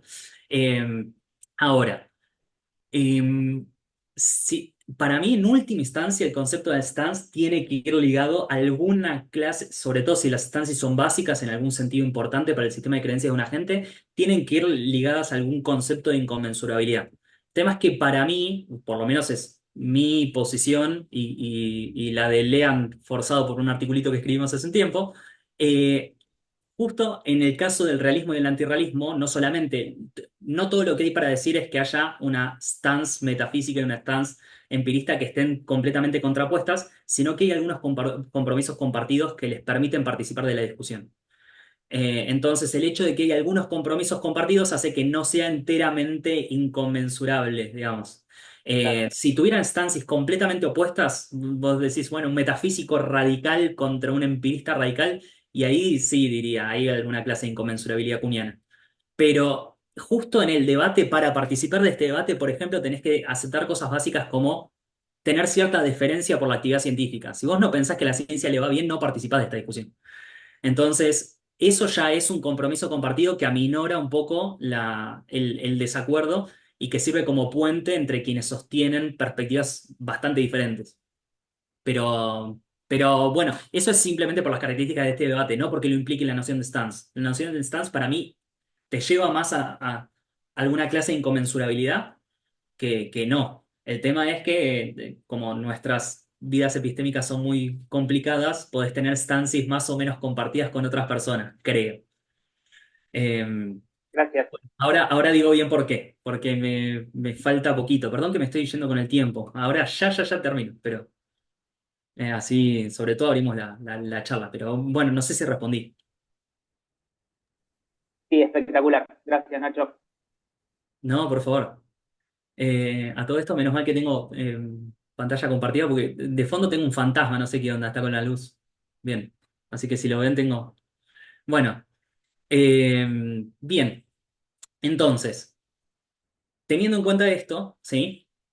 Parece que a partir de las herramientas que proporciona la epistemología de los desacuerdos profundos en particular, tenemos bastantes elementos, sea con cualquiera de las teorías, elijamos una, elijamos varias, tenemos bastantes elementos a disposición para explicar la ineficacia argumentativa y la dificultad para lograr avances en el debate. Porque, básicamente, si contás con cualquiera de estos elementos en conflicto, sean figuras, principios epistémicos fundamentales, bisagras, entonces se vuelve muy difícil tener una base compartida en la cual la argumentación funcione adecuadamente. Entonces, teniendo en cuenta eso, podemos explicar la ineficacia argumentativa y podemos explicar también la polarización, porque en última instancia la cercanía a estos supuestos en los cuales se enmarca el realismo y el antirrealismo pueden llegar a operar en el contexto del desacuerdo para que eventualmente los argumentos no funcionen adecuadamente y para que te englobes simplemente en teorizar con tu grupo. Em, entonces, teniendo en cuenta eso, ¿sí? Eh, podemos explicar esta ausencia de recursos con las estancias contrapuestas y a pesar de eso, ¿sí? Sí quisiera mencionar que el marco de los desacuerdos profundos no nos obliga necesariamente a juzgar que el desacuerdo es irresoluble, ¿sí? ¿Por qué? Porque quizás en contextos de desacuerdos profundos tenés algunas herramientas que podés utilizar, simplemente si lo reconoces como profundo, ¿sí? Entonces, quizás la argumentación normal no es lo que funciona, pero hay alguna vía de resolución disponible de la que todavía no sabemos que podemos identificar una vez que ya identificamos esta situación en el debate. Lo menciono más que nada porque si alguien sabe ya acerca de temas de desacuerdos profundos, se suele decir que los desacuerdos profundos son racionalmente irresolubles, ¿sí? Y no necesariamente es el caso. Esa es una discusión abierta que hay en el área y en todo caso lo que aceptás cuando decís que los desacuerdos son profundos es que son muy difíciles de resolver y que probablemente los medios argumentativos normales no funcionen, ¿sí? Pero bueno, sin juzgar desde el principio que el debate es irresoluble, podés lidiar con esta discusión, ¿sí? Bueno, entonces, de vuelta nos podemos preguntar, bueno, ¿cómo deberíamos modelar el debate entre realistas y antirrealistas científicos en este marco? Es un desacuerdo entre partidas de principios epistémicos fundamentales divergentes, entre compromisos bisagra divergentes, entre figuras, alguna mezcla de las tres cosas. Esas en cualquiera de los casos, eso es compatible con una descripción en términos de stances. Podemos agarrar y discutirlo, charlarlo, porque tampoco es que esto está tan firme. Simplemente hubo algunos intentos de elaborar propuestas basadas en la cuestión de las estancias a partir de alguna de estas teorías de los desacuerdos profundos. Y teniendo en cuenta esto, en este marco, ¿qué podemos decir acerca de los desacuerdos sobre ontología científica en general? Supongamos que los debates en metafísica de la ciencia fueran solamente entre realistas, que no lo son, pero no importa. Supongamos que fueran solamente entre realistas porque en general el realismo es el que motiva a teorizar acerca de lo inobservable y muchos de los debates acerca de metafísica de la ciencia tienen que ver con entidades que no podemos observar en sentido estricto. Bueno, ¿qué podemos decir acerca de este debate? ¿Es un desacuerdo profundo? ¿No lo es? Ahí algo útil es con el artículo ahí que les pasó Bruno en el chat, algo útil es distinguir grados de desacuerdo profundo y decir qué tan profundo es este desacuerdo. Es muy profundo porque partimos de perspectivas muy diferentes, como en el caso del realismo-antirrealismo. Hay alguna forma de modelar desacuerdos profundos, pero que sean un poquito más superficiales que los anteriores, como por ejemplo debates internos al realismo científico, debates internos al antirrealismo científico, ¿sí? Entonces, ahí quizás necesitamos una noción un poquito más sofisticada de lo que es una perspectiva epistémica, o de lo que es una stance, o de lo que son los principios epistémicos fundamentales, las figuras, los principios, los compromisos bisagra, ¿sí? Puede ser que con una sofisticación de estas herramientas, que de hecho la hay, se pueda dar cuenta adecuadamente de algunos debates que se dan al interior de cada una de estas posiciones, ¿sí? Y decir si son profundos o no y en qué sentido. O en relación con qué, porque también eso es algo importante. Si un desacuerdo es absolutamente profundo en el sentido de que no tenemos ningún recurso compartido para poder lidiar con la discusión, posiblemente tengamos un desacuerdo en un sentido muy laxo de la palabra. Los desacuerdos absolutamente profundos no existen. Tenemos que compartir algo aunque sea para entendernos cuando hablamos, ¿sí? Entonces, posiblemente la noción de gradualidad con los desacuerdos profundos sea algo que debamos aceptar desde el principio y no simplemente como una especie de adición cuando nos enteramos de que hay debates entre realistas o debates entre antirrealistas, ¿sí? Entonces, bueno, también lo dejo abierto, ¿sí? Hay que ver también cómo manejar los grados de desacuerdo entre personas que tienen principios o enfoques o perspectivas muy diferentes. Y ahora vamos con el final y voy con esto con mucha, mucha velocidad, ¿sí? Bueno, ¿vale la pena seguir debatiendo o no? O sea, ¿para qué tendríamos debates en ontología científica en general y el debate sobre el realismo científico en particular? Bueno, hay algunas estrategias que están especialmente inventadas para contextos de desacuerdo profundo. Entonces, quizás viene bien mencionarlas para ver qué podemos hacer en este contexto y si podemos construir alguna clase de conocimiento colaborativo en este marco, ¿sí? Primero, ¿qué no hay que hacer? Bueno, si algo de todo el paso por la epistemología del desacuerdo, tanto sobre pares epistémicos como desacuerdos profundos, nos enseña, es que hay algo que no va a funcionar en el contexto del debate, que es pretender resolverlo solamente partiendo de los compromisos de mi propia stance, ¿sí?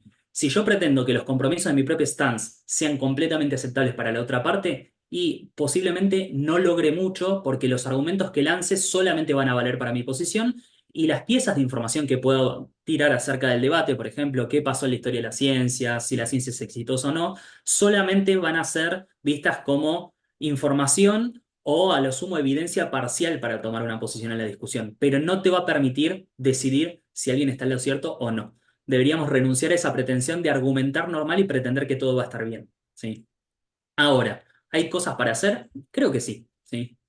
Acá con Lean escribimos un articulito hace un tiempo tratando de decir que para participar en el debate entre realistas y antirrealistas científicos tenés que compartir al menos algunas cosas básicas. Como mínimo, los realistas y antirrealistas científicos suelen admitir cierta deferencia por la actividad científica. Suelen decir que la actividad científica es valiosa y que en algún sentido hay que atender activamente a sus resultados y que sus resultados obviamente tienen un grado de éxito considerable y de alguna forma lo tenemos que abordar. Teniendo en cuenta eso, hay algunos acuerdos básicos que podrían compartir realistas y antirrealistas que les permitirían tener algunos consensos parciales en el contexto de la discusión. Entonces, en este caso, y a raíz de otra cosa que había elaborado antes, yo me inclino por proponer que dentro del debate, ¿sí?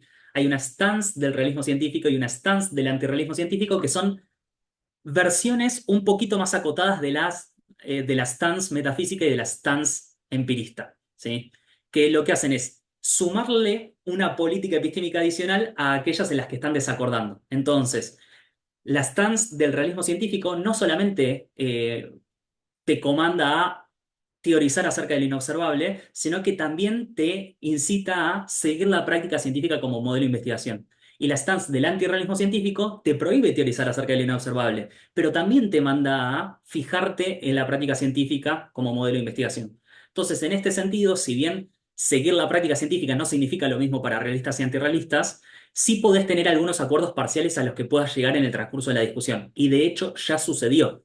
A partir del argumento del no milagro, todo el mundo acepta que de alguna forma hay que dar cuenta del éxito de la ciencia. A partir de la metainducción pesimista, de alguna forma todo el mundo acepta que muy buena parte del contenido de nuestras teorías se abandona con el paso del tiempo y que hay que dar cuenta de eso. Entonces, esta atención a el éxito de la ciencia, a la historia de la ciencia, no solamente fijándonos en aquello que persiste al día de hoy, es algo que sucedió a lo largo del debate y que se pueden considerar algunos consensos parciales.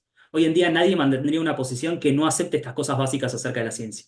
Entonces, puede ser que podamos lograr algunos acuerdos parciales en el curso de la discusión, ¿sí? Y esto es porque en parte algunos compromisos compartidos están desde el inicio al entrar en el debate. Em, y solamente para ilustrar, vos podrías ser un empirista convencido sin prestar atención a la actividad científica, ¿sí? Siendo, no sé, al estilo Berkeley, decir, bueno, no voy a prestar atención a la actividad científica porque en última instancia el garante de todas mis percepciones es Dios.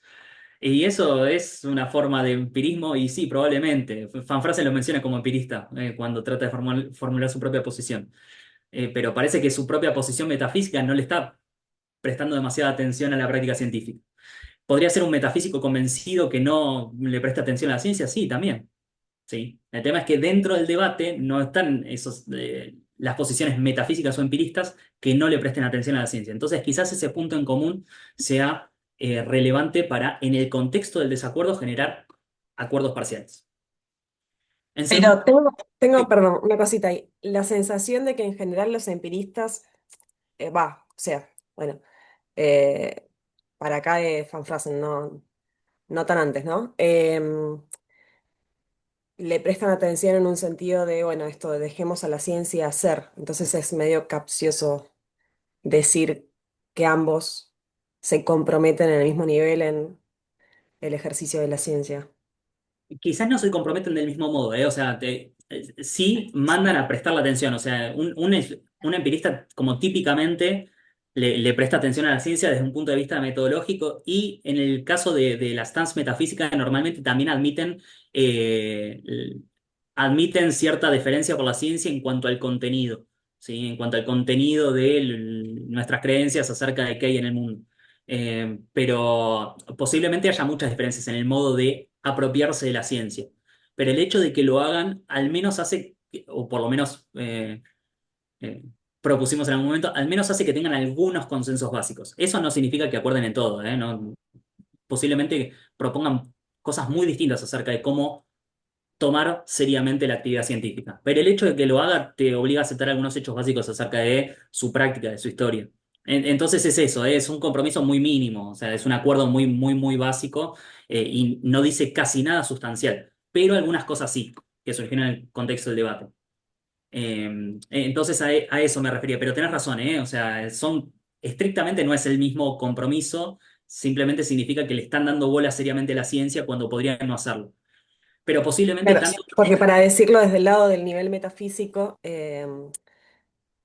cada vez que inclusive los realistas mismos llaman a atemperar los compromisos con determinados elementos de las teorías, siempre suena un poco así, a dejar a no ver, a fingir demencia respecto de... entonces, em, ese nivel del desacuerdo es como si alguien abandonara la partida. Esa es mi sensación. Ah, ok, ok. Pero para vos, quien abandona la partida. Son los empiristas, claramente, Ah, no sé. siempre. Listo, Y listo. Chakrabarti. Claro, y Massimi más que Chakrabarti. Hace poquito lo vi bardearlo. Por esto mismo. Le dijo tibia a Massimi. Pero bueno, sí, no, no, no, tal cual, tal cual. O sea, los empiristas en todo caso solamente le hacen caso a la ciencia desde un punto de vista metodológico y en lo que dice acerca de lo observable y piensa que el resto no. O sea, que el resto no es contenido de la ciencia. Por eso también es importante cómo entienden la ciencia. Porque si vos pensás que la ciencia es una tarea de logro de adecuación empírica y de sistematización del observable, entonces desde tu punto de vista empirista no estás dejando nada afuera. O sea, vos no pensás que dejaste algo afuera y que dejaste de teorizar. Simplemente decís, no hay nada acerca de lo que teorizar o no hay nada interesante acerca de lo que teorizar. Por eso también cómo entendés qué significa ciencia afecta la comprensión del debate. Porque si vos entendés ciencia como una tarea de adecuación empírica, entonces el compromiso anterior va a ser muy diferente respecto de si lo entendés como la práctica científica como algo que apunta a la verdad, incluso respecto de inobservables. Por eso también me interesaba lo del tema de las figuras. Porque te dicen, toma la ciencia en serio. ¿Qué significa ciencia? Y bueno, para un antirrealista significa algo distinto que para un realista, típicamente. O apuntan a cosas diferentes, apuntan a cosas diferentes de la actividad científica. Por eso, en el debate acerca del realismo es el debate acerca del objetivo de la ciencia. Nunca lo ponen en términos de entidades inobservables. Después ellos dicen otras cosas en otros escritos, pero justo cuando están debatiendo uno con el otro dicen, no, sí, el debate es acerca del objetivo de la ciencia, por este y este motivo, porque uno entiende la ciencia de una manera y dice, teorizo hasta acá porque es lo único que la ciencia me dice, eh, y el otro dice, bueno, no, la ciencia va más allá de lo observable y me ayuda a investigar lo inobservable y por eso seguir adecuadamente la práctica científica es ir más allá. Pero sí, sí, sí. Uno desde el lado realista ve como que el realista, como que el antirrealista se baja del juego. Pero desde la perspectiva antirrealista o empirista no tiene por qué suceder. Quizás ellos consideran que es todo lo que hay. No sé si respondí, ¿sí? Pero gracias por la pregunta, está buenísima. Después me tengo que acordar, lo tengo que anotar en el aula. Bueno, una segunda opción en el contexto de desacuerdo profundo, para quienes quieran tratar de convencer a alguien más, es tratar de argumentar no solamente por la dimensión persuasiva, perdón, por la dimensión probatoria de la argumentación, sino también por la persuasiva. Quizás puedo convencer a alguien más allá de que no pruebe que mi posición es la correcta. Y eso es una alternativa. Por ejemplo, Dalila, que no sé si ya se fue o no, porque me dijo que se tenía que ir antes, pero Dalila argumenta en un paper hermoso que el argumento del no milagro, en última instancia, se puede usar como una especie de bomba de intuición para transformar a alguien al realismo o para acercarlo más a mi posición. Que eso es algo que está medio inspirado en algo que había dicho Worrell unos años antes acerca de que el argumento del no milagro en realidad revela intuiciones realistas en vez de probar la posición realista. En general se sabe que el argumento del no milagro no justifica la posición realista, pero quizás te sirve para disparar intuiciones algún argumento de ese estilo. Y podrías hacer eso, si querés. En un contexto de desacuerdo profundo, lo que es difícil es justificar una posición, pero quizás no es tan difícil persuadir o generar intuiciones acerca de una posición. Quizás alguien lo quiera hacer. Y otra alternativa es también apelar a argumentos pragmáticos que Bruno había mencionado el martes, que Boucher y Forbes tienen un articulito muy lindo acerca de argumentos o del giro pragmático de la discusión acerca del realismo. El giro pragmático básicamente consiste en que no se argumenta tanto hoy en día si está bien la posición realista o si está mal la posición realista, y lo mismo con el antirrealismo, sino más bien cuándo es prácticamente conveniente ser realista y cuándo no. Hay discusiones acerca de si vos tendrías que ser realista cuando das clase de ciencias o cuando manejás el presupuesto público en torno a la ciencia. Eh, o cuando hay uno incluso de realismo o antirrealismo relacionado con la administración de empresas. Rarísimo, pero está. Entonces, quizás en determinados dominios es muy útil ser realista y en otros es muy útil ser antirrealista. Para mencionar algo para el antirrealismo, en historia de la ciencia típicamente hay que ser antirrealista. No podés presuponer desde el principio cómo va a terminar la historia y cuál es la posición correcta, porque si no, relatás mal todo lo anterior. Hay algunas propuestas realistas a la hora de relatar la historia de la ciencia, pero en general suelen ser antirrealistas, ¿sí? Lo mismo en sociología científica, bueno, perdón, en sociología de la ciencia, no sociología científica. En sociología de la ciencia también se suelen admitir posiciones antirrealistas porque se las considera convenientes. Así que quizás lo que hay que hacer es eso también. Y sirve para persuadir, decir, te va a traer beneficios investigar con un corazón realista o investigar con un corazón antirrealista. Y por último, para quienes quieran algo más todavía y que quieran decir, bueno, yo todavía quiero probar que el otro está mal, hay una herramienta dentro de los desacuerdos profundos que es tratar de argumentar desde la posición rival para mostrar inconsistencias internas, ¿sí? De su propia posición, sean lógicas o pragmáticas. A esto, en el contexto del estudio de los desacuerdos profundos, se lo llama argumentos ad hominem, no tiene nada que ver con la falacia, ¿sí? Y son argumentos en los cuales vos te pones en los zapatos de la posición del rival para argumentar en contra de su posición. Justo Bruno con Sasha Donofrio tienen un articulito en donde tratan de mostrar que algunas presentaciones de la metainducción pesimista parecen partir de presupuestos realistas, como el principio de uniformidad de la naturaleza que normalmente cimienta la inducción. Entonces eso parece ser un pisar el palito de parte del antirrealismo, ¿sí? Entonces no podés presentar el argumento como si la inducción fuera confiable por motivos típicamente realistas. Porque eso derrotaría tu propia posición desde adentro. Entonces podés hacer eso en contextos de desacuerdo profundo. Lo que no podés es probar que el otro está mal desde tu posición, pero desde la del otro podrías tratar de hacerlo. ¿El problema cuál es? Que el otro siempre puede reformular su posición para que vuelva a ser coherente, puede tratar de evitar la inconsistencia o pulir su posición para que mejore. Eh, y entonces lo que vamos a obtener son posiciones más atentas y mejores que antes, pero no vamos a obtener una resolución de la discusión. Así todo, esta es una alternativa válida. Entonces, para cerrar, y ahora sí, me callo. eh, bueno, en primer lugar, ¿la epistemología del desacuerdo puede representar adecuadamente los debates sobre ontología científica? Bueno, en el caso del debate realismo-antirrealismo, si lo miramos solo, puede ser. El tema es, ¿cómo hacemos con todas las otras discusiones que hay en el campo? ¿Lo podemos representar también o no? ¿Podemos incorporar alguna herramienta adicional que nos permita lidiar con debates acerca de leyes, acerca de la causalidad, acerca de lo que fuere? ¿Podemos hacerlo? ¿Cómo lo hacemos? Eso es algo que podemos discutir. En segundo lugar, ¿qué actitudes deberían tomar los participantes del debate cuando están participando del debate, cuando están argumentando, cuando están revisando sus propias propuestas? Uno tiene que decir, bueno, esto no se va a resolver y entonces suspendo el juicio, o simplemente admitimos que nos podemos quedar en nuestra posición esperando que en algún momento aparezca un problema en la posición del otro. Hay que ver también. Y por último, ¿vale la pena seguir debatiendo? ¿En qué casos vale la pena seguir debatiendo? ¿Qué podemos esperar acerca de esto?